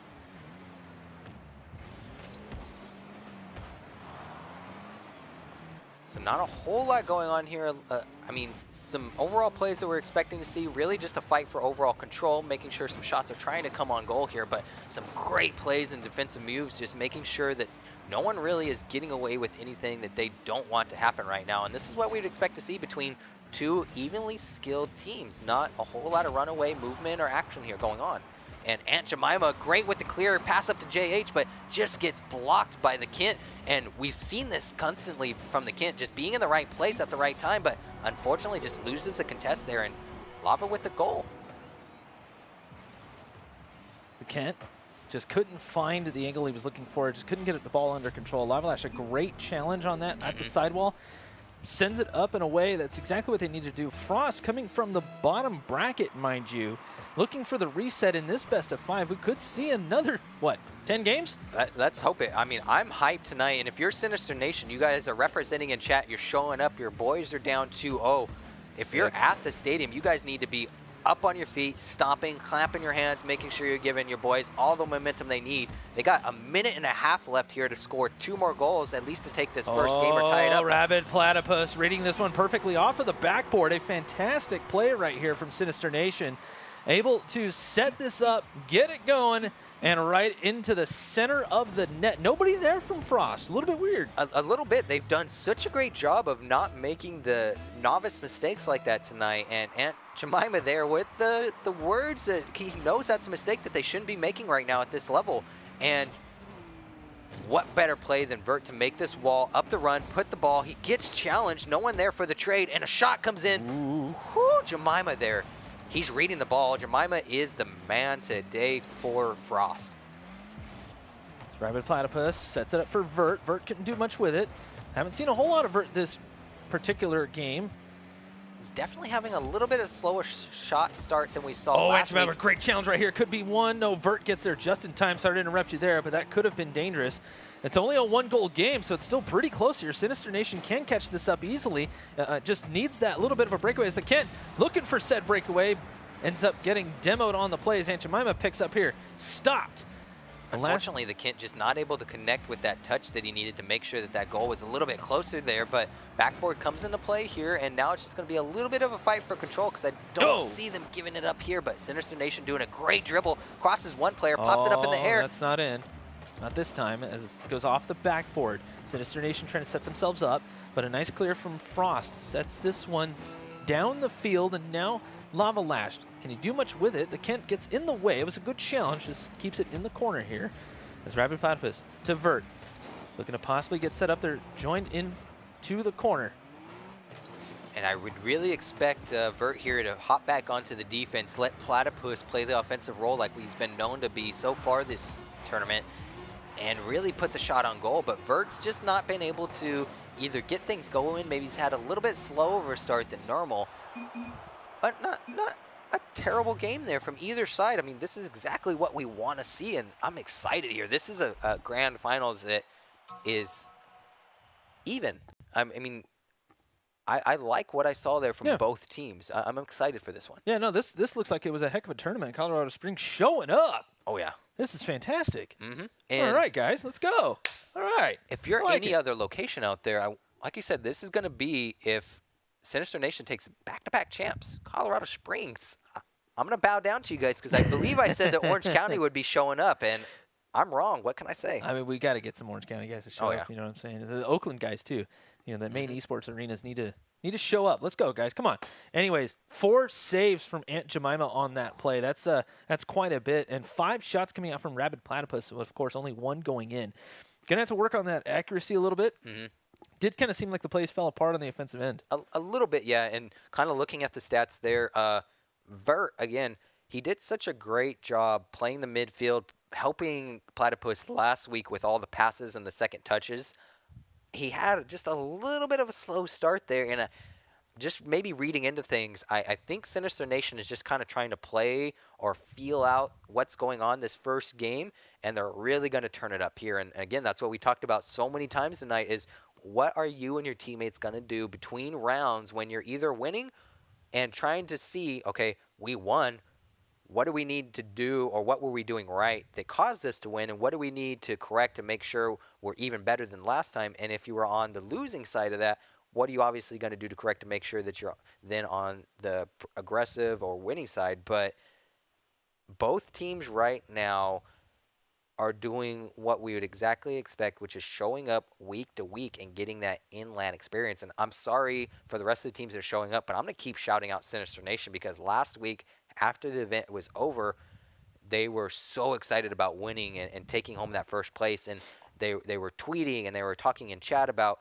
how excited they were for their teammates and their fans. And we're seeing that tonight with a lot of the other teams. And that's what we want to continue to see for the rest of the night pretty much is how hyped you guys are for your friends, your family members to be successful in a LAN event for Rocket League that's going to happen again every Tuesday starting for the solos at 5 and the 3v3s at 7. And that's local time, guys. So it's not, pinned to Pacific time.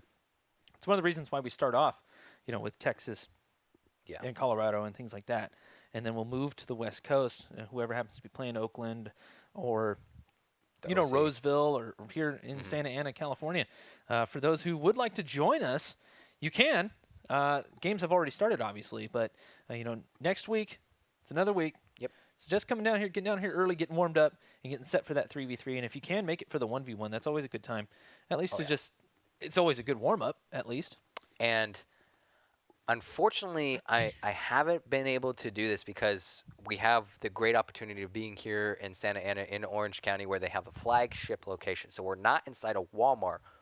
But if I lived near one of those Walmart locations, you bet your butt off that if I lived with my parents, if like I do now with my wife, I'd be making an excuse to visit Walmart every single week now. I mean, you can go shopping, do your thing. I'm just going to travel over here and play some video games. And, how fortunate are these guys to be able to say, I can walk into Walmart, pay $15, and walk away as a Rocket League champion with a ton of cool swag. I mean, that's pretty cool. No, that's pretty cool, yeah. And meanwhile, your significant other and or loved one is buying your underwear. Clean underwear leads to championships. That's true. You heard it here first, gentlemen. So change them. Hanes? Fruit of the Loom. Whatever. Okay. Honestly, whatever works. So here's the real question. I'm not picky. Boxers or briefs? Both. Boxer briefs. Bam. Yeah, baby. Bam, baby. Yeah, that's how you do it. That's how we do it right there. So a ton of stuff going on, guys. We're just trying to keep these matches going, and we're going to take a quick break here just so we can make sure that the teams are all settled in here before we hop back on with Colorado Springs. So don't go anywhere. Stay tuned. More Rocket League Tuesdays to come right back at you.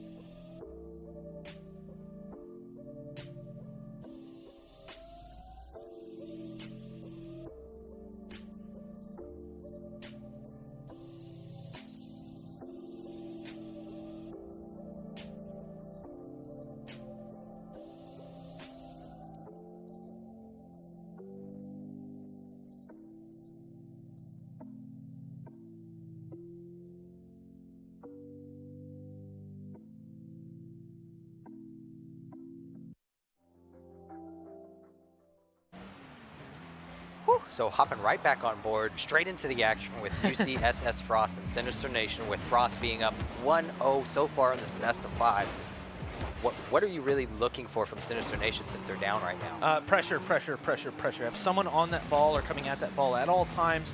You don't necessarily need to have someone in position for a pass. Okay. Just need to have, just be ready Gotcha. for anything and everything. That said, the speed will come out of that, but they're going to have to be tactical about it as well, because Frost, with Aunt Jemima on that team, is going to be able to coach their way through quite a bit of what can be thrown at them. It just comes down to how accurate you can be with these passes and just how close you can get towards that blue net, as Aunt Jemima will knock this one away, speaking of which. I mean, amazing clear by Vert there in defensive play to be in the right position to make sure that goal doesn't come in from Aunt Jemima. And I want to shout out to someone that's been in chat, Cole. He actually let us know that the reason that Sin might be starting off a little bit slow here is they had an hour between matches, which sometimes can be a little bit rough. I mean, we talked about between that, you know, you kind of have to sometimes expect 15, 20, 25-minute downtime between matches here. But Aunt Jemima with the goal. Aunt Jemima! Bro! He's showing why he's the motherhood of the syrups right now. I mean, all night long, this man has been showing up. Dude, calm down. He's even getting respect from the other team. They called him out in chat. They were like, dude. Well, no, you have to. Oh, yeah, and the reason why that stunned me is because of the extreme angle. I saw him going for it. There was no real reason to get crazy about it. But, of course, he nails it, surprises everyone, and even when we shouldn't even be surprised. Now JH is going to chase this one down. And can't really do much with it, as the Rabid Platypus, again, stopped. Can't quite see who that is. Aunt Jemima, though, can he do anything with this? Not really. Rabid Platypus is there. He had pre-jumped that. It actually burned a lot of boost. Now he's all messed up in the corner because of his positioning as Vert sends this one away, or attempts to. Lava Lash looking for Aunt Jemima. That's going to send off of the corner. Bit of a hard bounce to read. The double commit on the offense is not a good thing to do. And luckily, they didn't get bit there, as Sinister Nation could not clear the ball in time. I was just about to say, luckily, Sinister Nation didn't do anything to really capitalize on the mistake there, but they're doing a great job of just kind of playing the momentum and making sure the other team doesn't get too much behind them to really start blowing out this, or maybe playing that mental game that we've talked about before. But I'm really excited to see Sinister Nation turn up here, because Platypus last week was scoring goals like a madman, and Vert GG this game has really kind of, I feel like, found his place in the role and making sure that he's in the right place at the right time. So this is going to be an exciting matchup, and I'm a little bit surprised, I guess, to see Frost up in this position 1-0 here, but great clear, and here it is. Going to see the position of the field start to kind of change up a little bit for Control. Great challenge comes in. A little bit of misread by Rabid there, but luckily someone's on the defense, so he's just going to fall back here and maybe clear that ball back out and get control of the pitch. Vert, Aunt Jemima, great positioning. That's one of the rotational things that you're looking for. This one popped down. JH is right there. There's that third man coming through. It was a bit risky because there was two players on that backboard. Lava Lash out of position on the play, but it actually worked in his favor because he actually got a little bit of a bump on the defender trying to crawl up the wall that way, and it'll work. I was going to say, the only thing that maybe made sense to me that what Sinister Nation was doing is it looks like they might have sent two people downfield, not expecting that goal to come in, and thought maybe that ball off the crossbar was going to be cleared. But unfortunately, it didn't work out, and like you said, just left themselves exposed with an empty net. And that's what we're seeing here from Frost. Hopefully they can recover, as the goal is completely open, but JH was lucky enough to get back. So was Lava, and now they're pushing it back onto the side of Sinister Nation, who was lucky enough to get all three guys back. It's just going to be a balance for the pitch again here for the next 15 Double commit on the defensive play is going to leave Rabid Platypus behind, and Aunt Jemima coming through from the midfield. We'll set this one up with 1:31 to go. A 3-goal lead here for Frost coming from the lower bracket. Sinister Nation just not quite warmed up yet. I wonder if we're going to see a reset. I wouldn't be surprised, because the way Frost is coming at this action, being in the losers bracket, they're not letting go of the gas pedal. I mean, they're choking Sinister Nation out, but not by a whole lot. I mean, Sinister Nation is keeping it close here. I mean, the score says 3-0, guys, but it's been small mistakes which have led to these capitalizations by UC Frost to put them up in the lead here. But it's small mistakes is what counts in Rocket League. It's not necessarily the huge ones. It's those little tiny ones that nag and nag and nag and then suddenly build, and you got a ball in your net. You got to really watch out for trying to correct those mistakes as quickly as possible, as JH will back off on this. Lava Lash trying to clear this one out here for Frost. Popped up. Rabid Platypus, good position here. He did burn, well, all of his boost. That was a whole ton of boost, in fact, as Lord Zyron attempting to clear this one away. Oh, he had to race back for it, but Vert gets the save. And Jemima right there. Vert with another good read, manages to send it away, sends it away again. The JH is back, right back in on this. The layover, he missed it, but he didn't need to touch it. JH getting the score. It might have even been one of those reads where he saw that the field was completely open and said, you know what, just stay out of the way here. Not going to take your points. And that's actually a shot. Yeah. It's not one you see very often. I like to call it the layover. If you can bounce it just off the tip of your bumper, it just rockets into the net. It's a fantastic shot and very useful if you don't know exactly where the defenders are and you just want to get that thing into the net as quick as possible.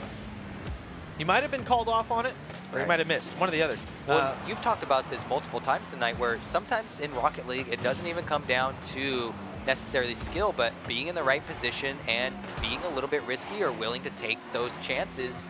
And if it works out for you, great. But Aunt Jemima's known time and time again that if he doesn't have the chance, one of his teammates is going to be there for the capitalization, which, looking at the scoreboard here, I'm still very excited for each round in this because I don't think there's one team here that's necessarily extremely better than the other. We're seeing a lot of close matches and goals that on a week basis, it's going to be exciting to see these guys show up every single week, have to build these winning championships through a whole bracket, and they're coming from loser side.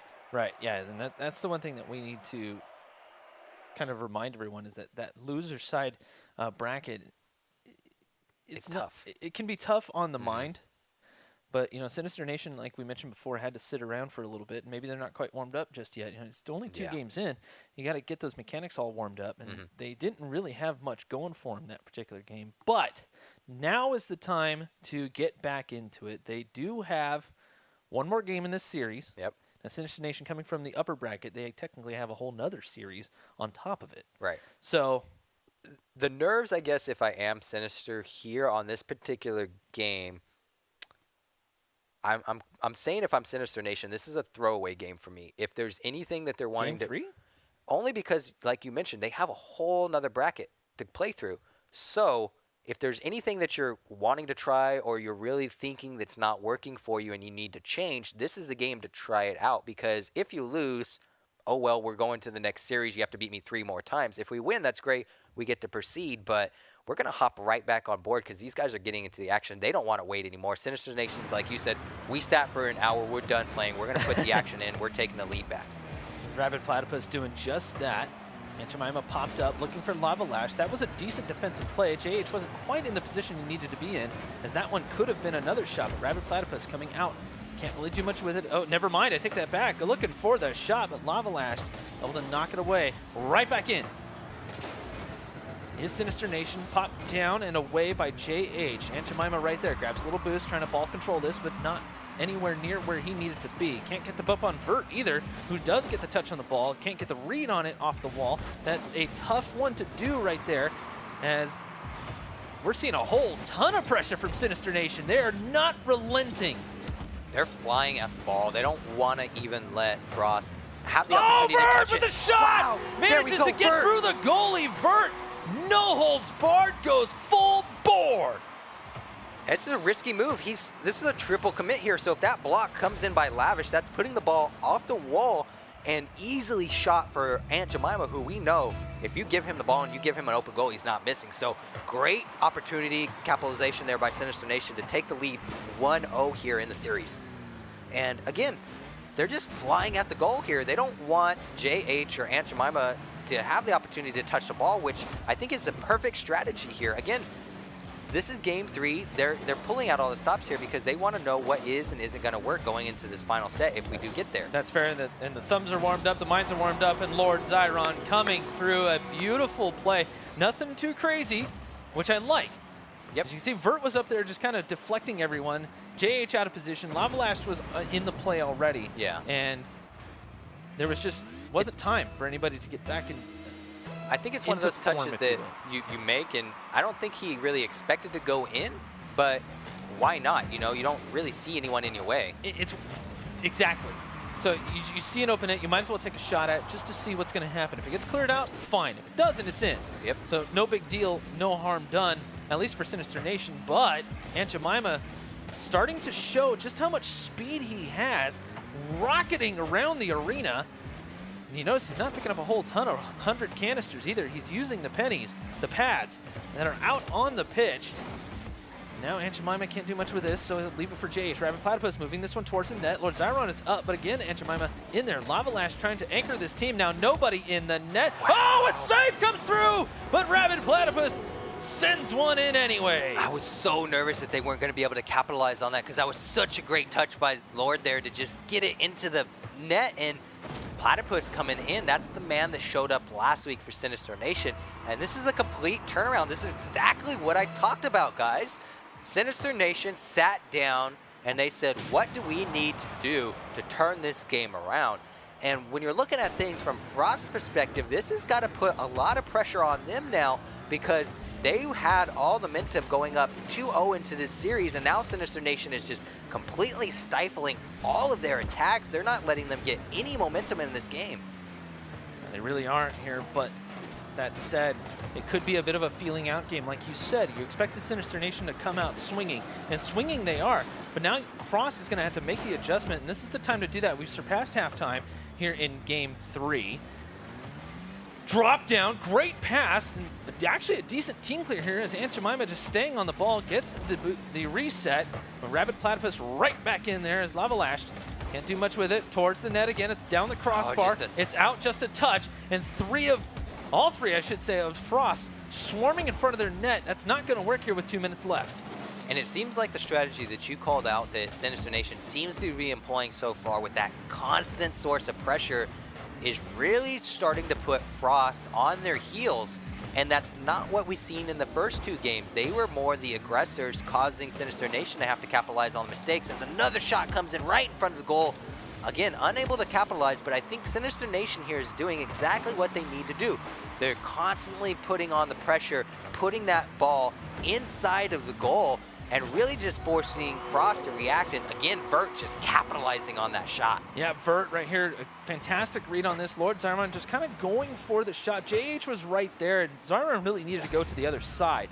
But it worked out into a decent pass. Vert again, technically cutting rotation, but with nobody moving, you might as well go for the shot, extend the lead to 4. And Frost has had absolutely no response as of yet, as Vert sending this one towards the net again. Under a minute 30 left. It's possible. Well, yeah, but not against Sinister Nation the way they're playing right now. I honestly think that your hypothesis of, Sinister Nation is warmed up, and Frost may have realized that very early in the game. Let's see what they can do. Frost, they're not attacking the ball like they were before. Yeah. I don't know if you've quite noticed it, but it just doesn't seem like they're moving quite as fast as they were before. Aunt Jemima seems to have spent more time on his side of the pitch than I would expect. And I've been surprised because he's definitely been that team captain, that aggressor role. And 3 saves. Yeah. So I think maybe he's just taking the defensive role and saying, you know what, or maybe like you said, they saw that they're warming up and said, all right, let's let them play it out here and just get a little bit of momentum, feel it out, and then we're really going to come back here. So they're not maybe doing anything that they're not expecting to do here. JH and Aunt Jemima starting to put some pressure on. They're testing the defense of Sinister Nation. There's finally a demo. I'm surprised there wasn't one before, but Rabid Platypus showing the mechanical skill that is needed to be a decent goalie. Oh, that one should have been on. JH will finish that one off, and we're starting to see Frost test the waters on the offensive end. I think, like you said, they maybe caught on to Sinister Nation warming up and are really just letting Sinister Nation throw out all their strategies so they know what to expect in this next game. Because we still have to remember, Frost is up still technically 2-0 in the series. It will be 2-1 here in about 3 seconds, but they can close it out with this next game here. So Frost is still sitting in the kind of the control seat here because they can reset that bracket, and that makes things a little bit more tense if you're Sinister Nation, because being in the winners finals on the upside, I always feel much better about myself. And when the bracket gets reset, because I've been there, and I've both shut the team down and I've both had the bracket reset and lost. Yeah. It's tough on both sides, and it's something that you don't want to experience. But I think Sinister Nation, the way they showed up in that last game, they're really showing us what they're made of. So this isn't going to be no slouch, that's for sure. One of the things that I did notice, though, Sinister Nation, each team member had 4 shots. Okay, so a little bit more spread out there. Yeah. So we go into game 4 at this point. And looking at it, it looks like Vert scored 2 of the goals. So what I would expect is, again, Vert came out a little bit slower in the first 2 sets, but he showed up huge last week and is what a lot of the guys in the chat have been hyped to see is him show up here. And I've just been really excited so far with what JH and Aunt Jemima have been showing up on Frost side so far. All right, so we're starting to see a little bit longer clears here from Frost. Aunt Jemima towards the net. Whoa! Yeah, hey, buddy, you might not want to pinch it like that. But JH, oh, that's a big miss. Rabbit Platypus right there. Aunt Jemima swinging in, able to clear it out. Super close here early. That was very dangerous. Yeah, that's right. Vert GG coming through from the midfield. Such a great challenge and a win by Lord there, and great awareness by Vert that he needs to push up from the midfield and just capitalize that, because that was almost a clear out to the corner, which could have resulted in a non-goal easily. Sinister Nation going up by 1. Trying to tie the series Let's up. Go. Off a kickoff. There was somebody, I think that was Aunt Jemima, who got there, but not just quite in time. I'm so hyped for Sinister Nation. If I don't look at the chat right now and see it blowing up with hype for Vert and the way he has just changed things in Game 1 and Game 2 of the series, I'm at a loss of words. He's a whole new man here. Wait, put the magnifying glass down. It's okay. It's okay. He's really inspecting it, folks. I can't stress this enough. Already, well, actually, not even a minute into this game, I should say, and Sinister Nation going 2-0. Frost not able to quite respond just yet. We're starting to see signs of it, though, as Rabbit Platypus moving his way back. I think that was Lava Lash, Aunt Jemima towards the center. That is on target, had to be blocked away. Vert GG getting credit for the save. Another save from Aunt Jemima is JH coming through. What can he do? No boost. That's in front of the net, but Lord Zion coming out. Oh, that's towards the net again. It'll go off the crossbar, it looked like, as Lava Lash couldn't quite find the angle as he was under pressure. Now Aunt Jemima keeping it going, expending all of the boost. JH again just keeping it on the offensive end. It seems to be working for him so far. Shot! JH is right there. And now, correct me if I'm wrong, because so far tonight we've seen a great job of both sides doing a very good job of controlling the boost. But out of nowhere, it seems like both teams have just they've let go. They're full throttle. They're flying at each other. Yeah. No. These guys are not backing down. We're starting to see the boost conservation, the boost control trying to come through. We're starting to see some bumps, starting to just see it all start to congeal into this one game. It's game 4 in this finals best of 5. As Great JH shot comes in able by to JH. speed that one down the side of the pitch and send it right in off a kickoff. I mean, perfect juggle off the wall between 2 defenders using the corner and just flipping in the side, putting the ball in the net there. Bow down to that man. That's what you want to see. There was a couple of mistakes there. Lord Zyron probably could have challenged that in the corner. Would have been a better place to do that. I didn't quite see who else was there. I think it was Platypus on the sideboard. Hard to tell. But we'll have to go back and have a look at that as Vert trying to set this up. Not going to work. JH is right there, and that's Platypus, man. Oh, that was close. Rabbit Platypus, though. Looking for the pass from Lord Zion, but interrupted. Lava Lashed. Can he do anything with this? Yeah, it was a little bit of a misread, but Vert able to clear this one out, but right back in is Aunt Jemima. That was actually a pretty good demo by Aunt Jemima, because I figured that he kind of had a misread there, left his team a little bit exposed being a down, but ended up working out in their favor there. And Sinister Nation trying to go for these solo plays, but there's always a teammate right there. I'm kind of wondering when they're going to just leave the ball for their teammates to take a much more straighter shot. We'll have to see. As we have surpassed halftime, we are tied at 2. Aunt Jemima nearly getting the massive Kobe on the pitch, but it didn't work.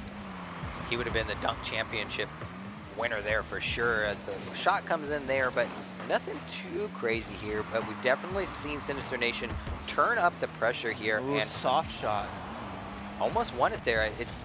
They're bringing new strategies here that we didn't see in the first 2 rounds, and it's not necessarily creating risky plays, but it's just slightly putting them in their favor. So I've also noticed that Frost likes to leave a man up on the offensive end, looking for the pass.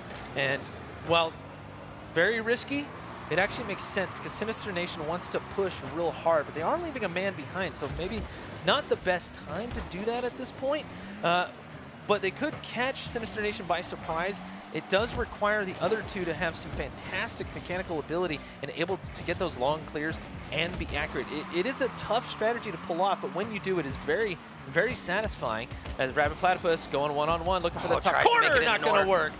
That's not going to work this time. Rabbit Platypus is just buying some time. Aunt Jemima flipped up, looking for JH to pop up to it. He does finally pass over to Lava Lash, but they were too slow on the uptake, and Lord Zyron actually getting demoed on the play on the offensive end. And this 2-2 matchup in Game 4 is getting extremely frantic here as we hit the 1 minute mark. Frost can't quite get it out of their end. As Lord Zyron on the back pass sets up a Rabbit Platypus. He's popped it up. There's a demo on the play. JH coming across the net. Nobody there. And Aunt Jemima comes back alive. Lord Zyron can't get the touch. They break the tie. Frost looking to win this. I saw that coming. I almost called out that I was surprised the third man didn't come up for the touch there for Sinister Nation to put that goal in. I was expecting Lord to come up, but I saw that there was going to be an open net, and it didn't matter anyway. Lord found himself out of position and just left it wide open. He hesitated. You're right. That would have worked. It would have broken the tie, but the problem is that he second-guessed himself. If he wouldn't have second-guessed, he would have been all right. But now, UCCS Frost looking to reset the bracket here. Lava Lash can't do anything off of the backboard, but this is a setup for Rabbit Platypus. Gets the touch. It's down towards the net, but Aunt Jemima right there to easily clear that one away. And now Frost going on the conserve route. They want to just waste the time. Although they don't want to leave their net open either. I was going to say, Nice. Great corner opportunity here. Oh, but that Sinister should have been a Nation shot. comes in. They're just putting the ball in front of the net. Here comes Rabbit Platypus with the touch, and now they left their goal wide open here, so Frost can maybe capitalize on this as it comes out of the corner, but the time's going to run out, and we're going into overtime. We're not going into overtime. We're going into bracket reset. Whew. So if you're Sinister Nation, you got to feel much better about yourself with those last two games. I mean, they definitely, I guess, figured out a strategy to try to hold back Aunt Jemima and JH with those defensive moves. Those are the two guys that I'm looking right now. I mean, Lava's come into play a few times, but it seems like he's just floating around, kind of being a nuisance and letting Aunt Jemima and JH really either make the great defensive plays or the great offensive plays. Those are the two guys that I'm keeping my eye on. And then for Sinister Nation, Vert, out of nowhere, just showed up and, I mean, just astonished me. I mean, he had a little bit of a slow start, but out of nowhere, just he's the man. But Lava's going to have to start getting a little bit more involved, I think. And he was there. He was definitely trying to. It's just that it does kind of seem like he's a touch slower to the ball in general. And Sinister Nation's able to take advantage of that. And unfortunately, that's kind of the way it goes. You kind of excited? Yeah, I can't sit still. I mean, I'm watching these guys join in and out of the matches right now. The amount of excitement I have just watching these guys right now, because the games are not just so close, but they're exciting. These teams seem to be doing a great job capitalizing and realize what the other strategies are doing and trying to counter that, which is what I like to see, because we've talked about this so much tonight, is when you guys are coming to a LAN setup in either a 1v1, 3v3 environment where you maybe haven't had a lot of experience before, it's a learning opportunity. And that's what we're seeing both of these teams. I think why they're in the grand finals tonight is they've just done a really good job of changing things up and making those small corrections to see what needs to be done to put themselves a little bit more, I guess, in the positive edge than the other person. So Sinister Nation, though, I mean, they have a lot of support. We haven't seen anything in chat yet for the other team, so I keep kind of peeking over to see if anything's going to pop up. Nothing yet? Let's see. It's all been Sinister Nation, yeah. A lot of support for Sinister Nation. Awesome. So It's pretty cool to see that in the chat. Fantastic. Hopefully some of those guys are there. We should ask the chat if some of you guys are actually there rooting for Sinister Nation. And speaking of that, looks like we're going to go to just a little bit of a break, let the guys rest a touch, and we'll be right back. Stay tuned. Coming your way.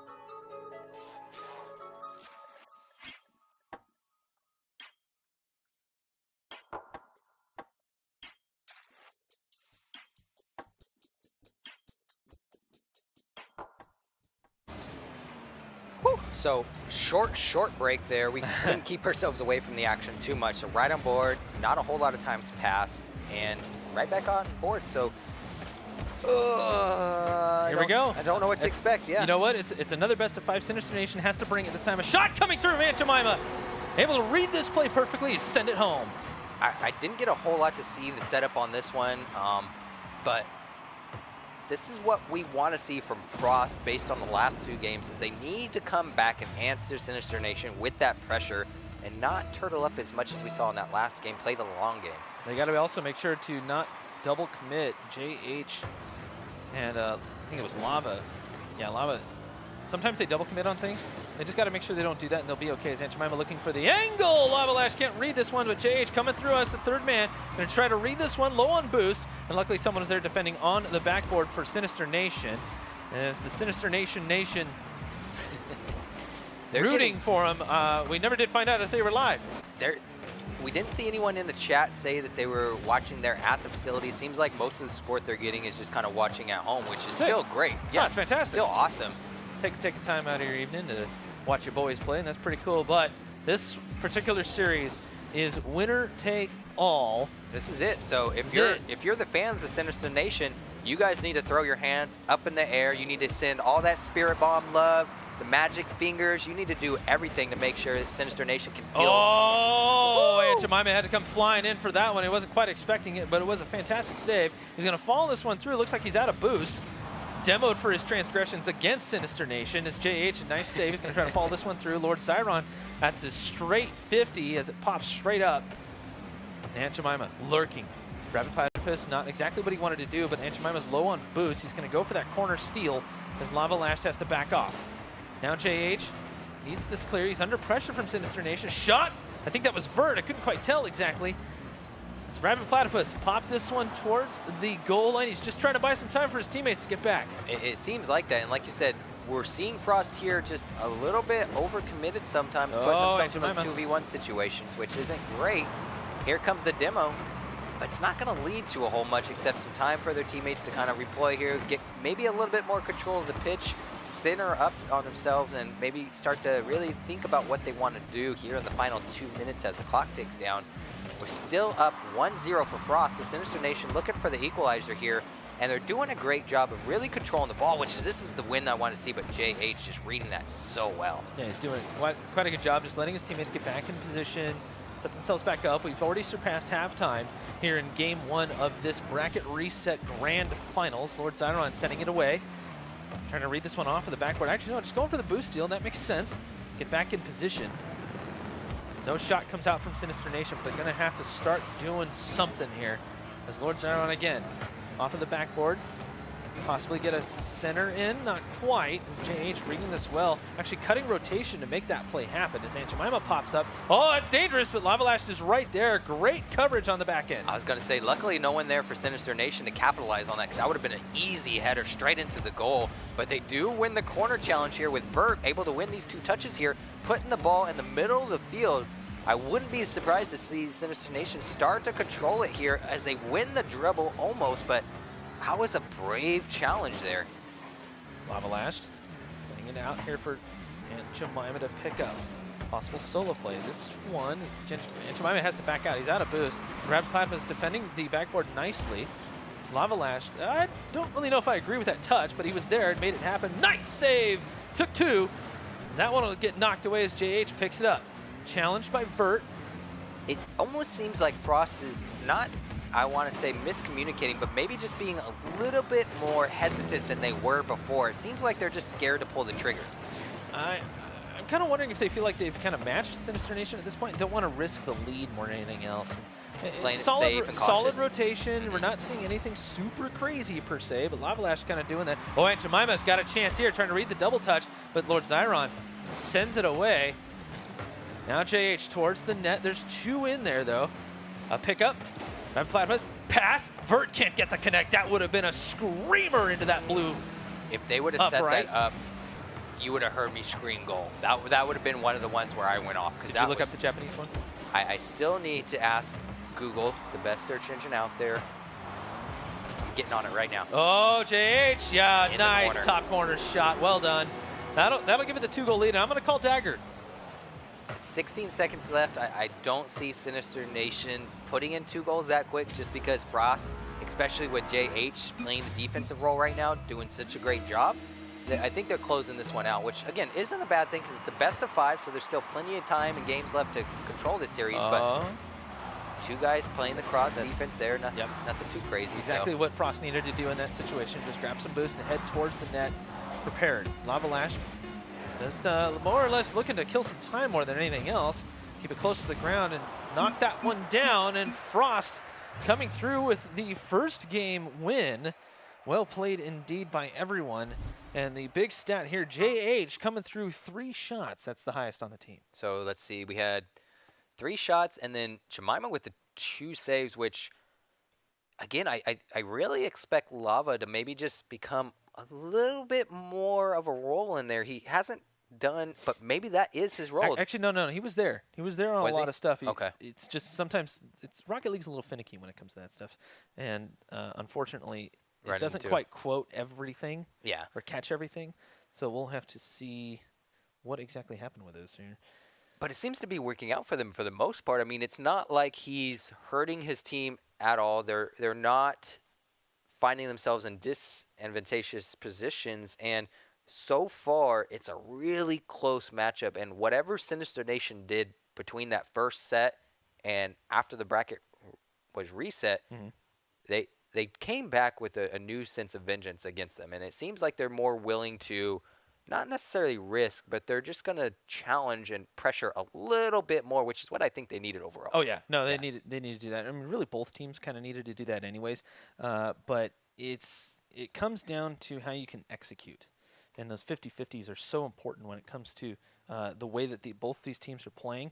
I mean, we'll have to see who can execute the best. I mean, that's really what it comes down to. Sinister Nation, though, is starting to come alive, and we're starting to see some very fast play from both teams, but they're being matched. So who can make the first mistake will be the momentum for the next game. And we've seen a lot, or I'm seeing a lot of this in chat right now, but they called out something I think we touched on a little bit with Frost is very good at controlling, I think, the pitch, the time, and the overall tempo of the game. They've seemed to do a very good job of knowing when Sinister Nation is putting on the pressure and applying it right back so it's matched. They're not letting them get the momentum that Sinister Nation did have for a minute there. Game 2 already underway as Aunt Jemima trying to follow this back to his side, leaves it for Lava. Slow play, interesting, under pressure here from Sinister Nation. Oh, nice little bounce touch. He was out of boost, couldn't do much with it. Vert trying to redirect, he just goes wide. Sinister Nation starting to pull out the stops. This is what we saw last week. They're just flying and making those great reads, those great touches into the corner. Oh, but they still got it in the other corner here. The ball comes off the wall. I think they're really going to fall back and play defense here, but this is a situation where Frost really needs to capitalize, and they miss it. It's going to lead to a great shot opportunity here by Platypus when he puts it off the wall for his teammates, but JH there for the easy clear. Frost moving on to the offensive end. We'll see what Aunt Jemima can do. He goes for a bump on this, but it was already cleared by the time he turned around the corner to make it happen. Aunt Jemima trying to move as fast as he can as JH trying to defend his own backboard, which he does successfully. Right back in, though, is Vert. Nobody there to help him out, so it gets cleared out. Lava just kind of hanging back, reading the play, gets on the backboard. A decent touch here to send it towards the corner, but still, we're not seeing a real clearance. We need to see one straight to the other side. None of the side stuff. Both teams seem to be, and I don't know if this is on purpose or not, but maybe being a little bit risky with leaving the ball there. I would, like you said, expect them to clear it more, but the challengers are so brave as they fly in like that. And to leave the ball just bouncing in front of your net with 2 open shots from Sinister Nation there, that was a brave move. Starting to see the demo come through. Zyron, oh, great challenge. Shot, and Jemima's there. Good touch. Get around Vert. Now he's only got 1 to beat, and unfortunately, Lord Zyron. A little bit of a misread there by Lava. Luckily, he's able to get back in time, but... Oh, boy. We're starting to see shots come through. Whew. 5 shots. There it is. Finally, Sinister Nation able to put that one away, and that's a complete defensive breakdown. I was going to say, it seems like both teams are either playing too aggressive or maybe just not doing the small things that they need to do to be a little bit more cohesive. It seems like Sinister Nation has found the cohesion back. They figured it out a little bit more. And then Frost trying to play so much faster, and it does kind of seem like Lavalash can't quite keep up with the speed. He's definitely playing above his pay grade, that's for sure. JH can keep up the speed, but he doesn't seem like he's playing with a whole ton of confidence. And we're seeing a lot of boost being used. Yeah. All around as Aunt Jemima goes for the bullet. It's knocked away by Lord Zyron. A fantastic shot. Pulls out the defenders, and Sinister Nation has to turtle up just a touch. But Rabid Platypus with the clearance. Can they follow through on this? There was a demo. Lavalashed on Lord Zyron. This is an open net. The demo, key on that play, it broke the rotation. Just takes the man out of the position that he needs to be, buys the time, and like you said, just an easy open goal, which I'm surprised to see at this point in the game happen from Sinister Nation because they're very good at getting back the lead or tying it up. And it seems like they just forget what gets them there and tend to kind of fall back into their normal pattern, but then clean it up again and take back the lead. So on the follow through. So close. Jeez, that was crazy. Fantastically done here, but we're 2 minutes left in this particular game, which is game 2. JH was back for this. He's going to send it right over to Vert. That's a rare mistake. Centered. That's awkward. Lavalash is up. He just can't quite connect. That looked very much like Kefpert's aerial training for those who do the training packs. Is JH and twirling this one through and keeping the defense second guessing. Someone on Sinister Nation there just kind of got caught on their toes or on their heels, just not able to do anything. So Rabid Platypus. Unfortunately, Platypus just moving a little bit forward, unable to see where the ball was reading and make that block, which would have been key there, and now gives the lead to Frost. Now, we should know that Vert GG did jump in front of him, so there might have been some trust in the teammate, but that was not Vert's ball to save at all. He really should have even been there. Should have covered the net for sure, but Rabid Platypus, that happens from time to time. You get a little eager, but now Frost has the lead, and it's starting to get a little bit critical here as we have less than a minute and a half left here in game 2. But Frost coming from the lower bracket, Vert able to touch that one away. JH right there again, and Vert sticking to it. And it seems like so far Frost is doing a little bit better of a job making the reads and the adjustments in the air, where Sinister Nation is just kind of maybe letting the ball play itself or not being as risky with the touches to put the shots on goal. But a great challenge there. Wins the first one. The second one's a little bit iffy, but I don't think any shots are going to come from it. And now they have an open goal with a 1v1 situation on Aunt Jemima. Demo comes through, and I think that was Vert that comes through for the clearance, but unfortunately gets bounced back to the net, or to the corner, I should say. And JH getting a demo on Lord Zyron for his transgressions. There is all kinds of penance happening in this game. With 30 seconds left, as Lord Zyron, that's a decent pinch, actually. That's going to keep Frost on their toes. Send it away. It sets up for Vert. Vert. Shot on the backboard. Set up for Rabbit. Rabbit touch? Can't read the play. Unfortunately, that's a tough one to read on the pre-jump. But now 15 seconds left. Frost on the final push wants to seal this one up and set up the game, or the match-winning game, I should say, and that will be for the tournament as well, for the Rocket League swag and everything else that they're going to give away. Aunt Jemima off of the backboard, shuts it down on a hinge, And Frost take game 2 in this series. One more and they're through.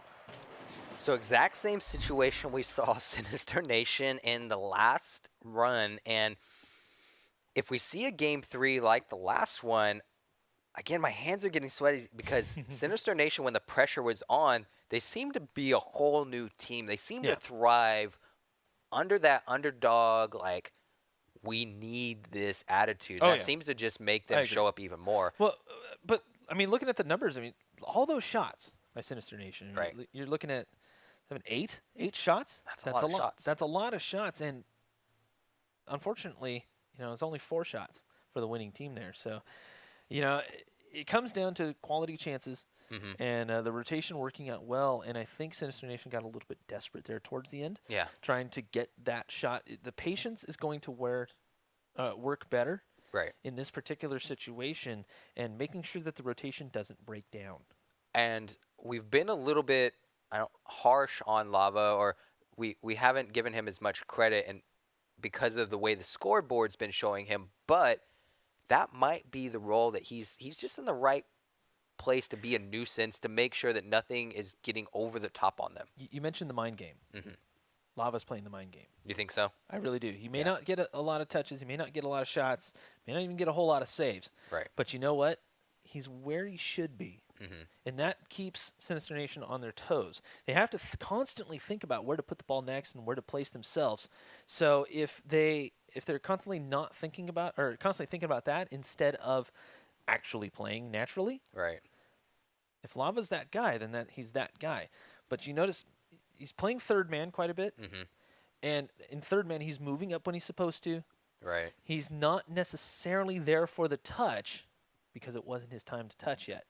He knows his time to either be a part of it or not be a part of it. Not be a part of it, right. And the reason I bring that up is because when we look at the scoreboard for Sinister Nation, they're very much more balanced as far as the shots, the saves.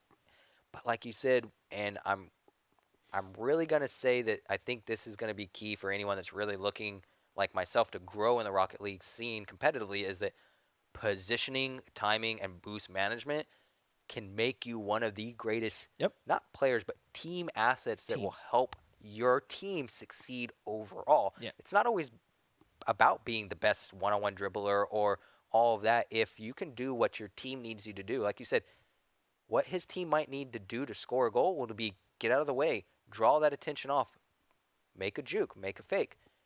That's what Lava's doing. I mean, time and time again, he's been on the bottom. Aunt Jemima and JH have scored those goals, but I really think it's Lava just being that nuisance, like you said, playing those mind games, forcing Sinister Nation. And right off the bat, Sinister Nation with the goal. Yeah, straight up kickoff goal. The Kent. Wow. No one there for defense. Lava just doesn't even get the touch in, so we're just going to scratch that one right off. Apparently, he's playing as the Lord guy. But it was on a PS4. They must have had computer issues over in... I know we've had a few technical difficulties tonight. Very weird. So they must have just hopped on over there in Colorado Springs, because a lot of these guys have PS4 accounts too. Right. So it's not abnormal. Well, I take it back. It is abnormal. But luckily the PlayStations were working, so we could continue the tournament. Exactly. We don't want any downtime, because the sweatier my hands, the louder my voice is going to get. We were talking about Lava. That right there was a fantastic play, just keeping the play alive, and allows Aunt Jemima and JH to get in position ready for the next push. Aunt Jemima, shot. That would have gone off of the woodwork, but still Lava Lash right there. Gets Rabid Platypus out of the net, and there was a follower as well, but Platypus trying to knock this down. Camera going haywire. And like you said, a little bit hard to see with that camera angle there, but it really looked like Lava saw where JH was going, that he was going to win that corner battle, and he immediately went into the goal to play net. So I think overall, Frost is doing a much better job of team communication, not having to guess where each other's going to be and just falling into their natural roles when someone needs to fill it, which is kind of helping them just be in the position a little bit faster and better than Sinister Nation. But a challenge and a shot comes in that doesn't connect. That could have been actually a really good shot. Nice little pass over here for Lava Lash. And we mentioned he may not be the most mechanically gifted, but he was exactly where he needed to be, and he probably communicated that well And that got the ball down the field, or at least gave him a chance for it. Right. While JH and Aunt Jemima were able to grab some boost or just get in position.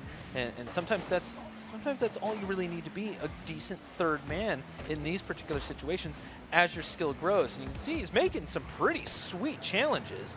Oh yeah, his overall skill set is there, and he might have just found his role. When we talk about you guys showing up to these land situations and trying things out, you might end up switching roles, switching positions, figuring things out as individuals and teams that you wouldn't elsewhere know how to do that, because LAN is a whole new experience. That's the pace is a lot different, guys. This isn't ranked. And we're coming up to just about halftime. Shot coming through. Sinister Nation still leading here 1-0. Oh, there's a demo on the plays and an open net. Yes, it is. Lava Lashed. He has blossomed into a volcano. I want to say he probably made this call out here, called for the demo, played the over so well, and just making sure he stayed positioned to keep that ball going straight in the goal there to level it up. So I'm excited that we have both the returning champ Sinister Nation and a new squad Frost showing up here. And again, guys, next Tuesday you have a chance to show up to all the Sports Arena locations to see what you can show us with your Rocket League skills and have a chance to take home some awesome swag. Vert coming off the backboard upside down. Looking for Platypus, but challenged.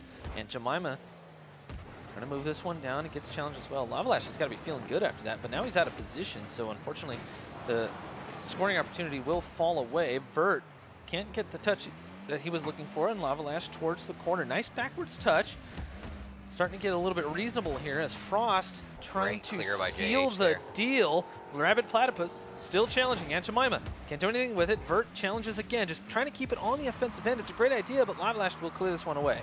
I was going to say, great idea to keep it on their side of the field, but left themselves a little bit exposed here, but Frost might have overcommitted. JH, no touch. Oh, Vert with the read!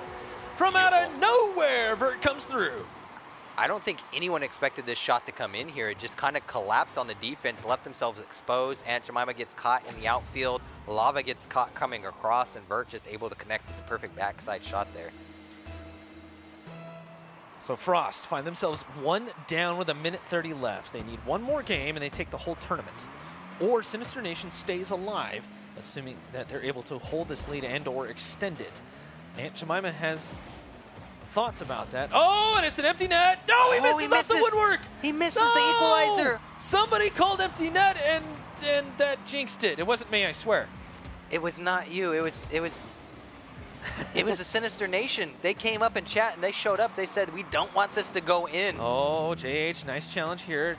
The Kent playing very, very conservative. You might as well when you have that 1-goal lead and less than a minute left in the game as the Kent comes through. And it seems like the Kent and the corner. Platypus are really turning it up here. Let's extend the lead here. Going dagger style, but not quite there yet.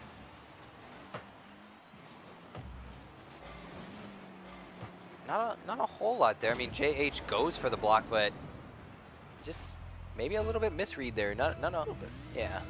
Kind of. A little bit.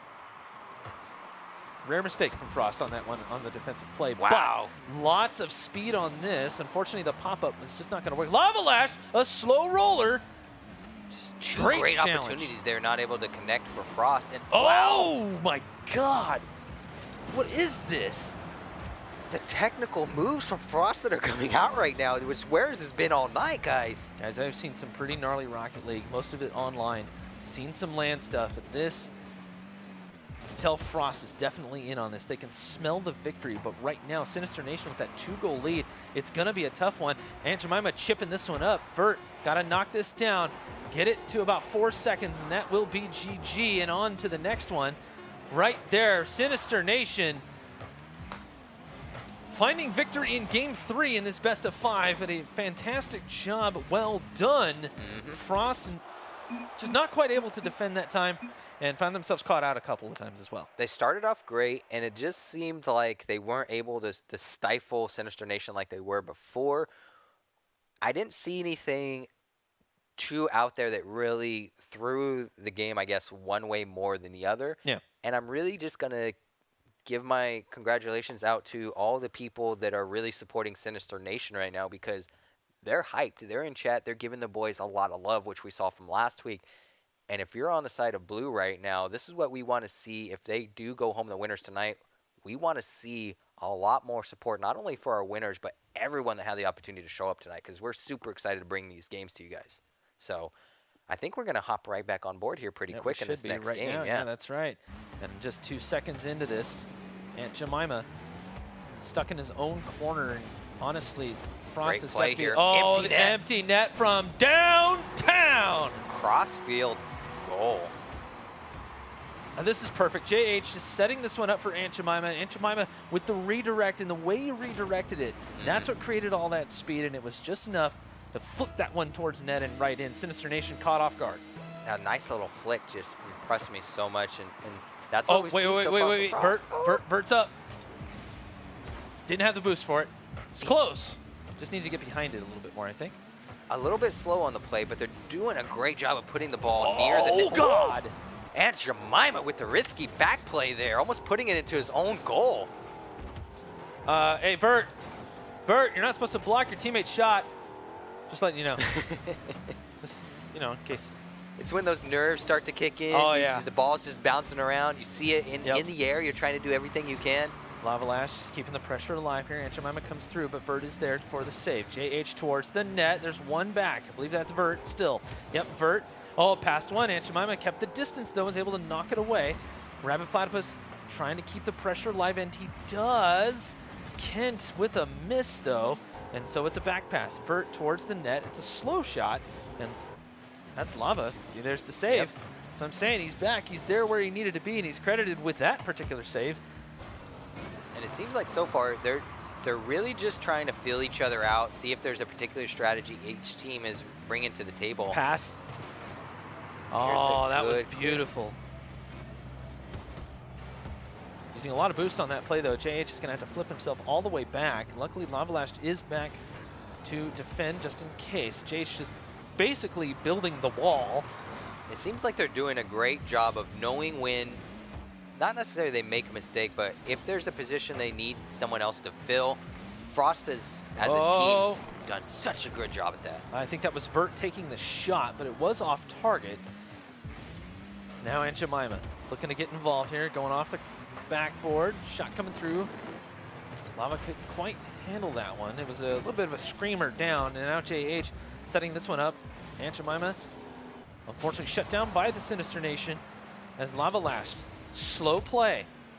Going off the backboard, looking for the double. JH comes through and gets the shot in. All right, so they're 2 up. Frost looking pretty good so far. They're looking to close this out. They've already reset the bracket. They want to go home the champions. And it seems like Platypus there just unfortunately finds himself a little bit out of the position to not come away with the block. It's 2.5 minutes left. There's plenty of time for them to come back, especially with what we've seen Sinister Nation pull out of the books there. And here comes the second follow-up shot, which, whoo! Aunt Jemima might have been there for the block, but JH so far the defensive king for Frost tonight. Speaking of Aunt Jemima, trying to play this one off the backboard, but good backboard defense from Sinister Nation as Lavalash shuts down the play here. We have surpassed halftime. Frost, that one was close. Shot coming out from Rabbit Platypus, but luckily for Frost, not able to secure the net as JH just trying to knock this one away. Luckily, not really at all. Rabbit Platypus going high, and the Kent was way up on the play. Crossbar again. Shots. The woodwork just leaving splinters in the ball at this point as Aunt Jemima able to get past 1, but not 2, unfortunately for them. But still, Frost leading this game here 2-0. JH is up for this and setting up for Lavalanche, but Platypus has different ideas. It's an open net. Vert is back. Good challenge by Vert to send that one towards the sidewall. And a minute 45, it's getting closer. Sinister Nation needs to get rolling. They need to put a goal in this net and do it quick so it starts to put the nerves on Frost. Because whenever you're playing with nerves on your side, it doesn't always affect you. But, this is getting close here, guys. 1 minute, 30 seconds left. They're only down by 2. Oh! Well done by Sinister Nation.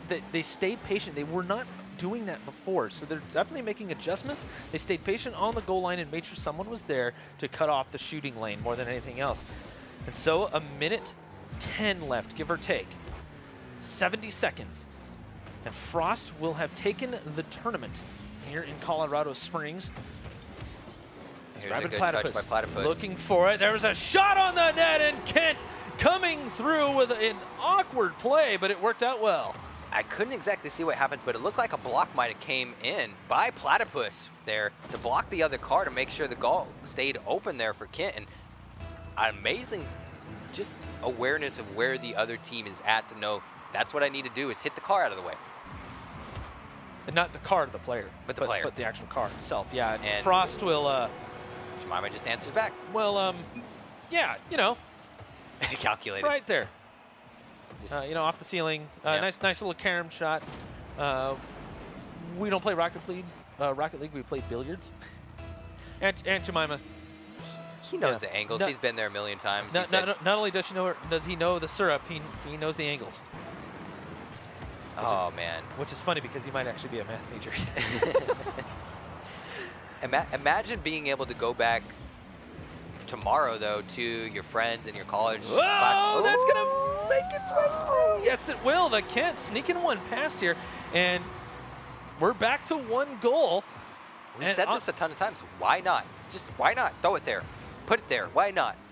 And again, now Frost was caught out on that. There really should have been one heading back towards the net. Instead, JH decided to attack the ball with his teammate right there. You can't really be doing that. You definitely now- got to call that out. That's for sure. And now, 30 seconds left right now. Frost trying to secure this win.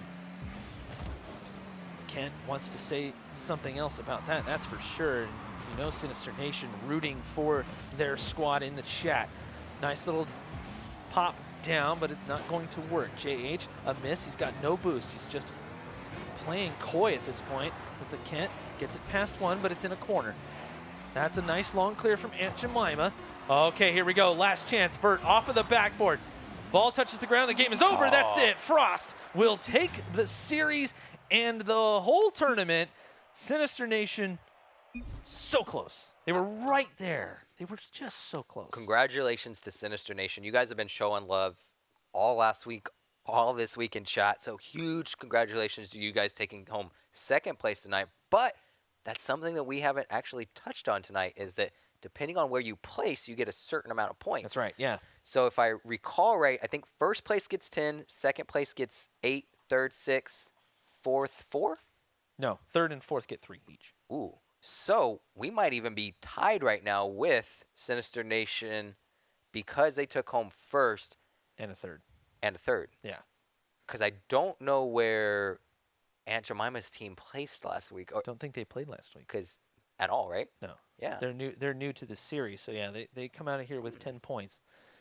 On their first week. on That's their what you first want to do. week, Yeah. Yeah. So, yeah, we'll have to see. I'm sure that will get updated. We'll get some graphics and everything together. And as the weeks wear on, we're going to the Western region now. When we And- come back from break, yeah, that's right. We're going to have to take a little bit of a break to get everything reset on our side because we need to. Settle down a little bit. I think we need a chill pill. A little bit, yeah. Bit of a chill pill. Oh, just yeah, we're a small little chill pill. not that chill pill. How dare you even think that? Wow. Anyways, we hope you guys don't go anywhere. We got plenty more Rocket League action for you guys, so we'll be right back.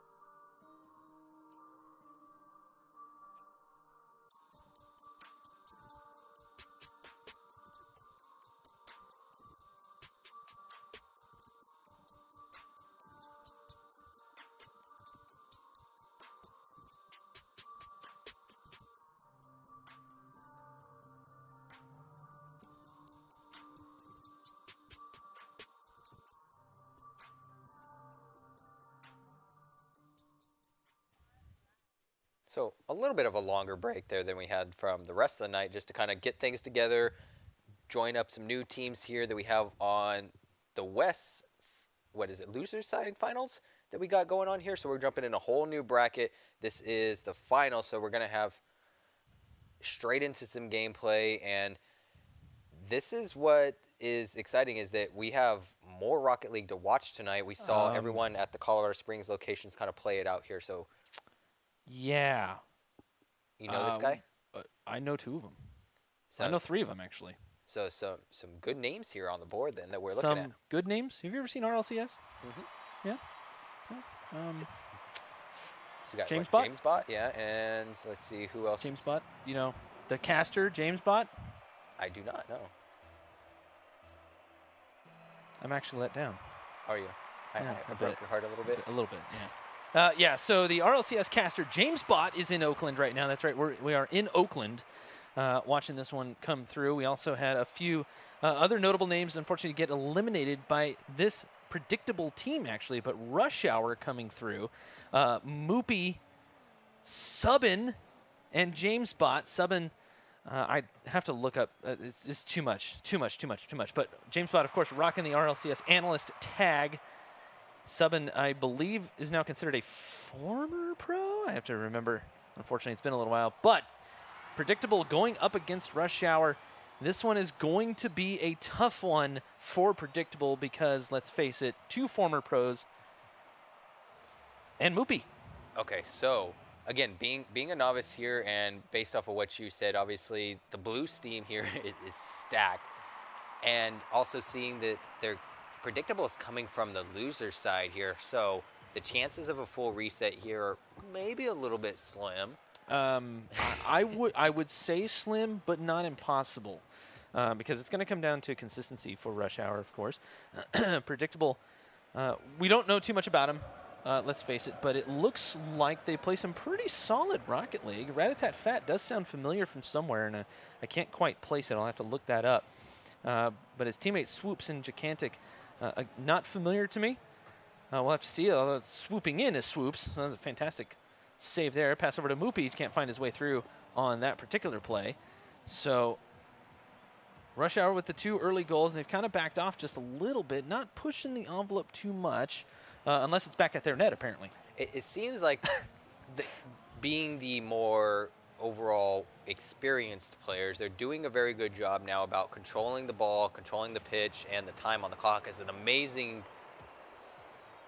destruction there comes through, but nothing comes out of the play. I was expecting from that demolition a goal to be, or maybe at least a shot to be put on the goal, but nothing comes through.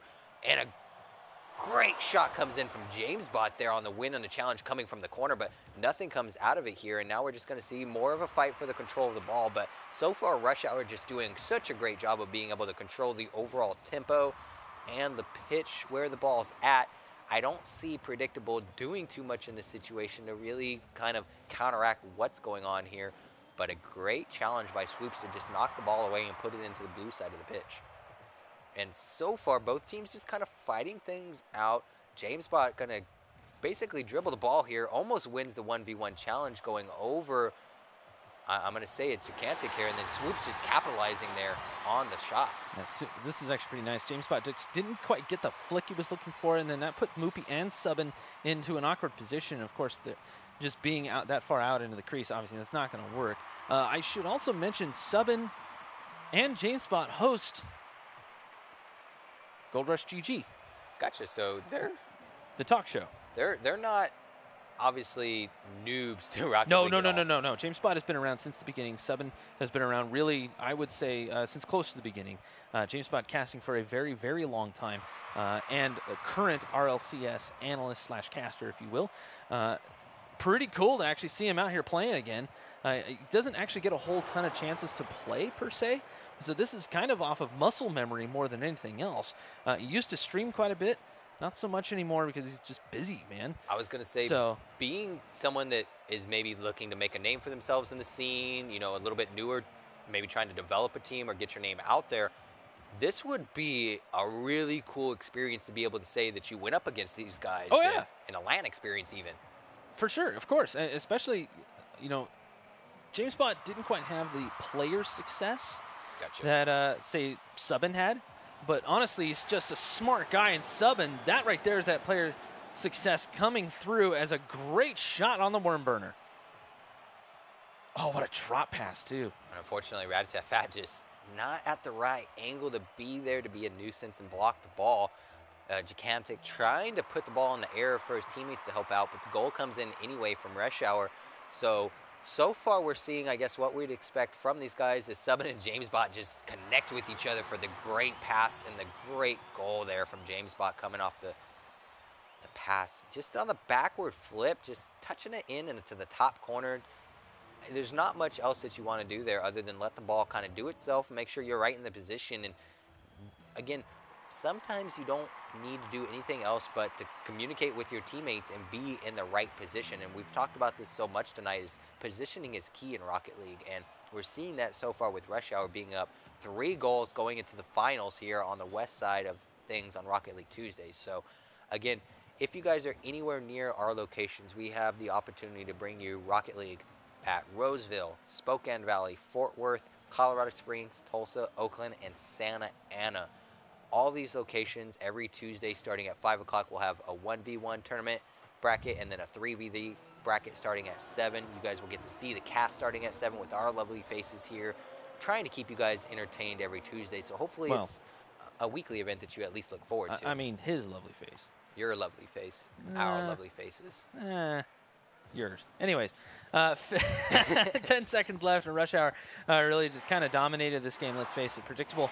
Coming from the lower bracket, obviously weren't quite sure what exactly they were going to get out of this. As Rat-a-tat-tat gets a decent shot going crossbar down, but it's going to be too little too late on this.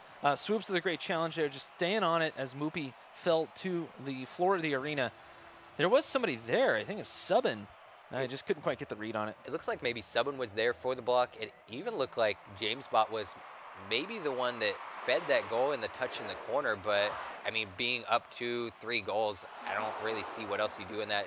It's just a matter of buying some time so the next round can start and you go ahead in the lead here. So we're really looking forward to more teams next week showing up because we've had a great event so far tonight in all the different locations. And again, shout outs to Sinister Nation, the week 1 champions who had a ton of support. We even got some subs tonight in the chat, which is awesome too. That's fantastic. And I have to give a huge shout out to my friend Furtive Raccoon, who decided to show up. He happened to be in the Oakland area.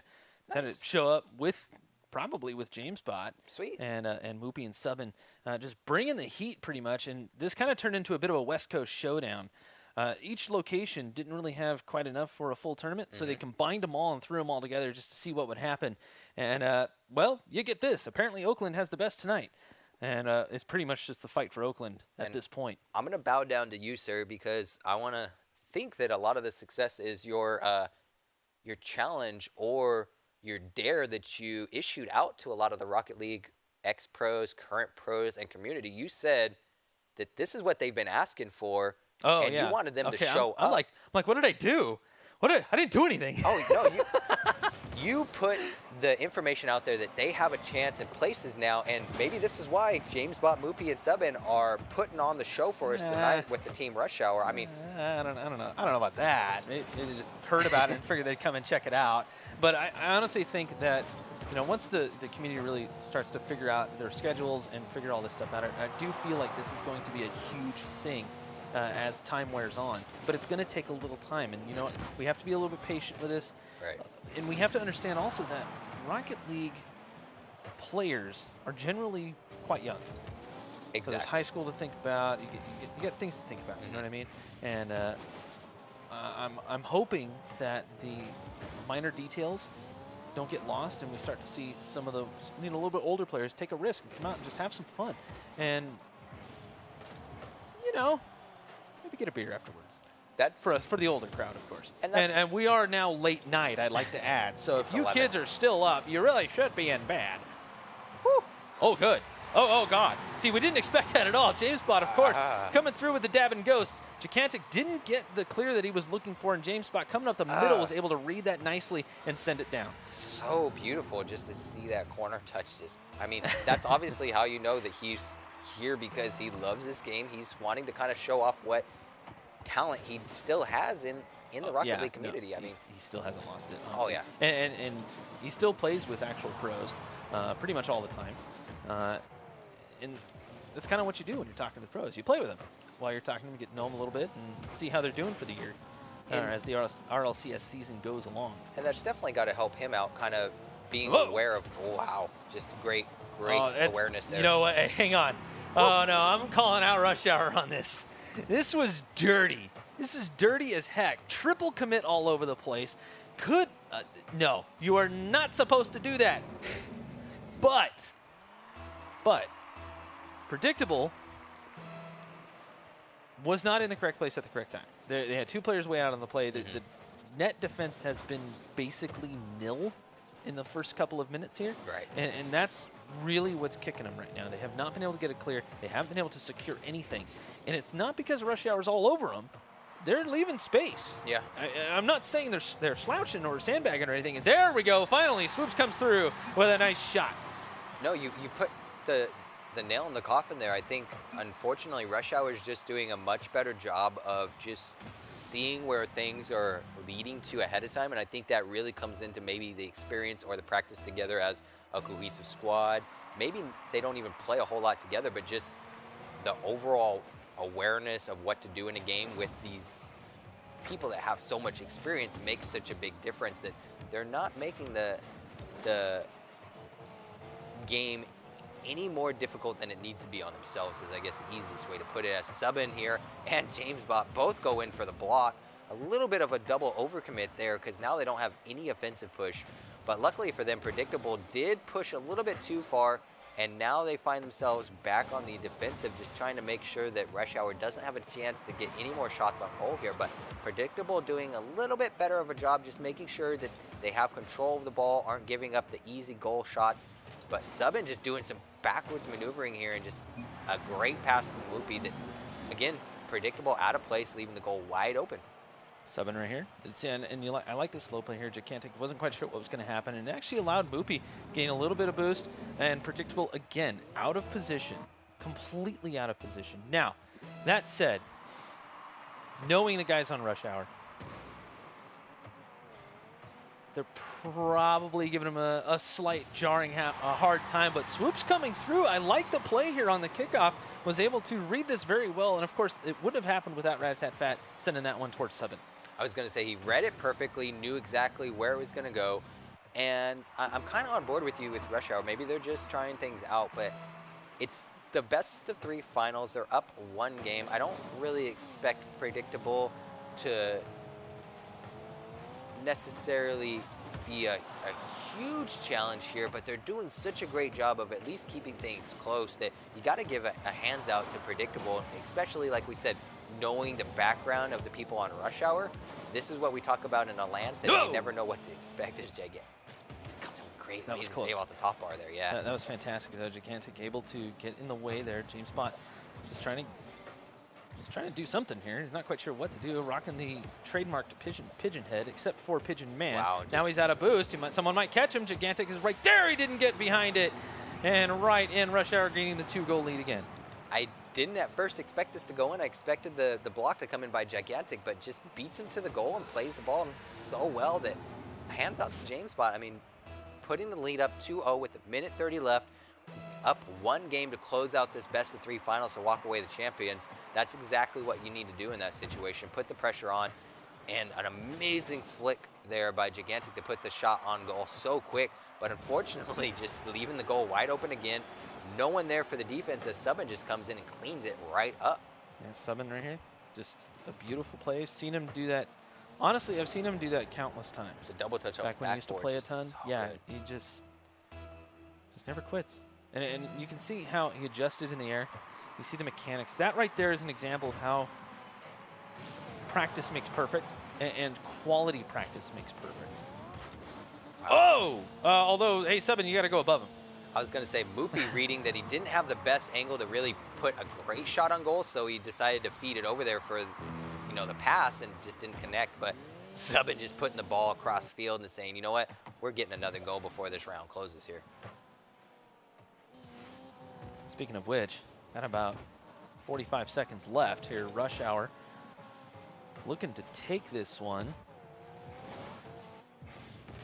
I mean, it's almost a situation where if you are Rush Hour, once that 25-second mark clicks, it's almost not a bad idea to either just put the ball on the other side of the field or let them score so you can get that easy reset and buy time. A great clear and save comes by Rush Hour here as we come down to the final 20 seconds. And I don't see Predictable really doing too much here, unfortunately, but a great showing nonetheless. No, it was a great showing. Honestly, this is all in good fun, to be fair. This is an all-star cast to go against if you're Predictable. It really is, honestly. This is like the Oakland area all-star cast, to be fair. And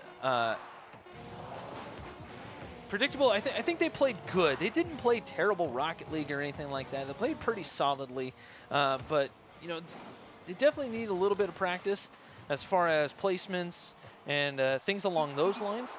But that's really about it. It looks like they have the mechanical skill there. It's there.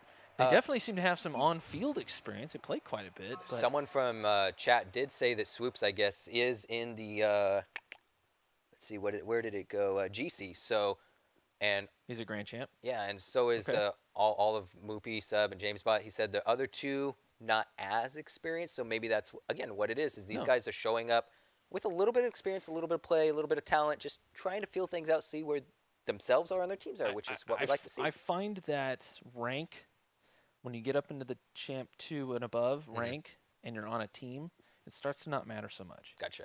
So, I mean, that's basically just a number at that point. Okay. And that's not to say that pros aren't grand champions or anything like that. But the thing is, though, if you guys can mesh well with a team and you're up in that higher echelon of Rocket League players, you have to understand that at Champ 2, you're in the top 1%, Gotcha. 2% of all players. So you should be considered good. The problem is that nobody considers anyone at Champ 2 good yet, which doesn't make any sense to me. What? And that's something that now you have the ability to say, okay, show up on LAN and beat me on LAN. And you can now do that on a weekly basis, which is pretty darn cool. Especially if you guys are local to each other. God, that would be... I would cast that throwdown. I mean, talking about James Bot, Moopy, and Subin all in our Oakland location, this is what we want to see, guys, is more of the community showing up on a weekly basis so that we have more to talk about, more games to bring you guys, more action. And the more that we get excited about this, the more I'm looking forward to announcing that end of season. Moopy receiving a perfect pass from James Bot, just slamming this one home. James definitely hasn't lost the touch on the pass play as Moopy turns the car around to get a little bit more speed on it. Nice straight shot. Perfect, powerful flick right into the goal. I mean, him and Moopy so far tonight, great communication, great teamwork. I'm at a loss for words, but like you said, this is really what we see on that high skill level when it comes down to these tournament brackets, at least this week so far. A bit of a miss there by Rat-a-tat-Fat. Subbing. He's basically trying to break dance across his crease. As Rat-a-tat-Fat just getting the clear on it. Decent. Subbing had the play red as Gigantic buys some time here. Sets up for swoops. Couldn't quite do it. Oh, pop up here by James Bot. That was dangerous. Didn't realize Rat-a-tat-Fat was that close. And Gigantic right there. Just trying to send that towards the corner, but James Bot follows through off the post. Very dangerous. Subbing. Will put that one away, lower corner. I was going to say maybe you wanted to pop it up a little bit higher or just keep it in the middle field altogether, but popping it up towards your own goal there, definitely risky. Yeah, you got to be very careful with those situations, but sometimes that's the only option. Popping it up or away, hoping going your teammates are that, there. Yeah, well, that also allows your teammates to get back and get set up and maybe even do the same thing. Getting and goal. Maybe getting that long clear off of the backboard. We've seen that numerous times, of course. And just over a minute has elapsed here in the grand finals of the West Coast. Subbin going to make this a 3-0 lead, and just a nice little drift to boot. And again, just looks like maybe Predictable, a little bit. Predictable? Yeah, I mean they're going after that was a play on words, but it's honest to God truth. It is, yeah. I mean, it's not a cringe moment at all because unfortunately they're just they're doing, I think, exactly what Rush Hour wants them to do. They're chasing the ball a Oh, little bit that's too more. beautiful shot here. Predictable, getting the pass off and right in. Swoops credited.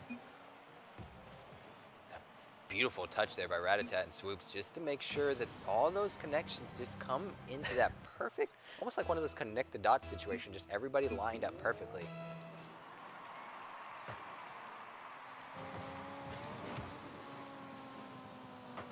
Off a kickoff here, Ratatat looking for a teammate. Rolling off of the transition. That was a little bit awkward, but Swoops is right there. James Bot, nice little catch. Grab some control on this. Leaves it for Subin. That's towards the net. Can't quite find the angle. They find it off the backboard, though. Very well done. And Subin just keeping it calm, cool, and collected, grabbing that 3-goal lead. I mean, James Bot was in the perfect place to come up here for the trade on the second follow-up shot if needed, but Subin just saying, nope, I'm going to take it all the way home by myself. With the accent, of course. With the accent. Yeah, of course. James Bot again getting involved. He actually whiffed on that corner, or the side boost, I should say, but he's going to let that one go. Gigantic. That's a decent clear. Threads the needle for it. Ratatat was there. Now Swoops comes through. Sends it up. Moopy reads it well. James Bot towards the net again. We're starting to see some pass plays here from Rush Hour. Trying to just extend the lead. And it's just not even halftime yet. It's 2.5 minutes left. They're up by 3. Good defense here by Ratatat. Swoops.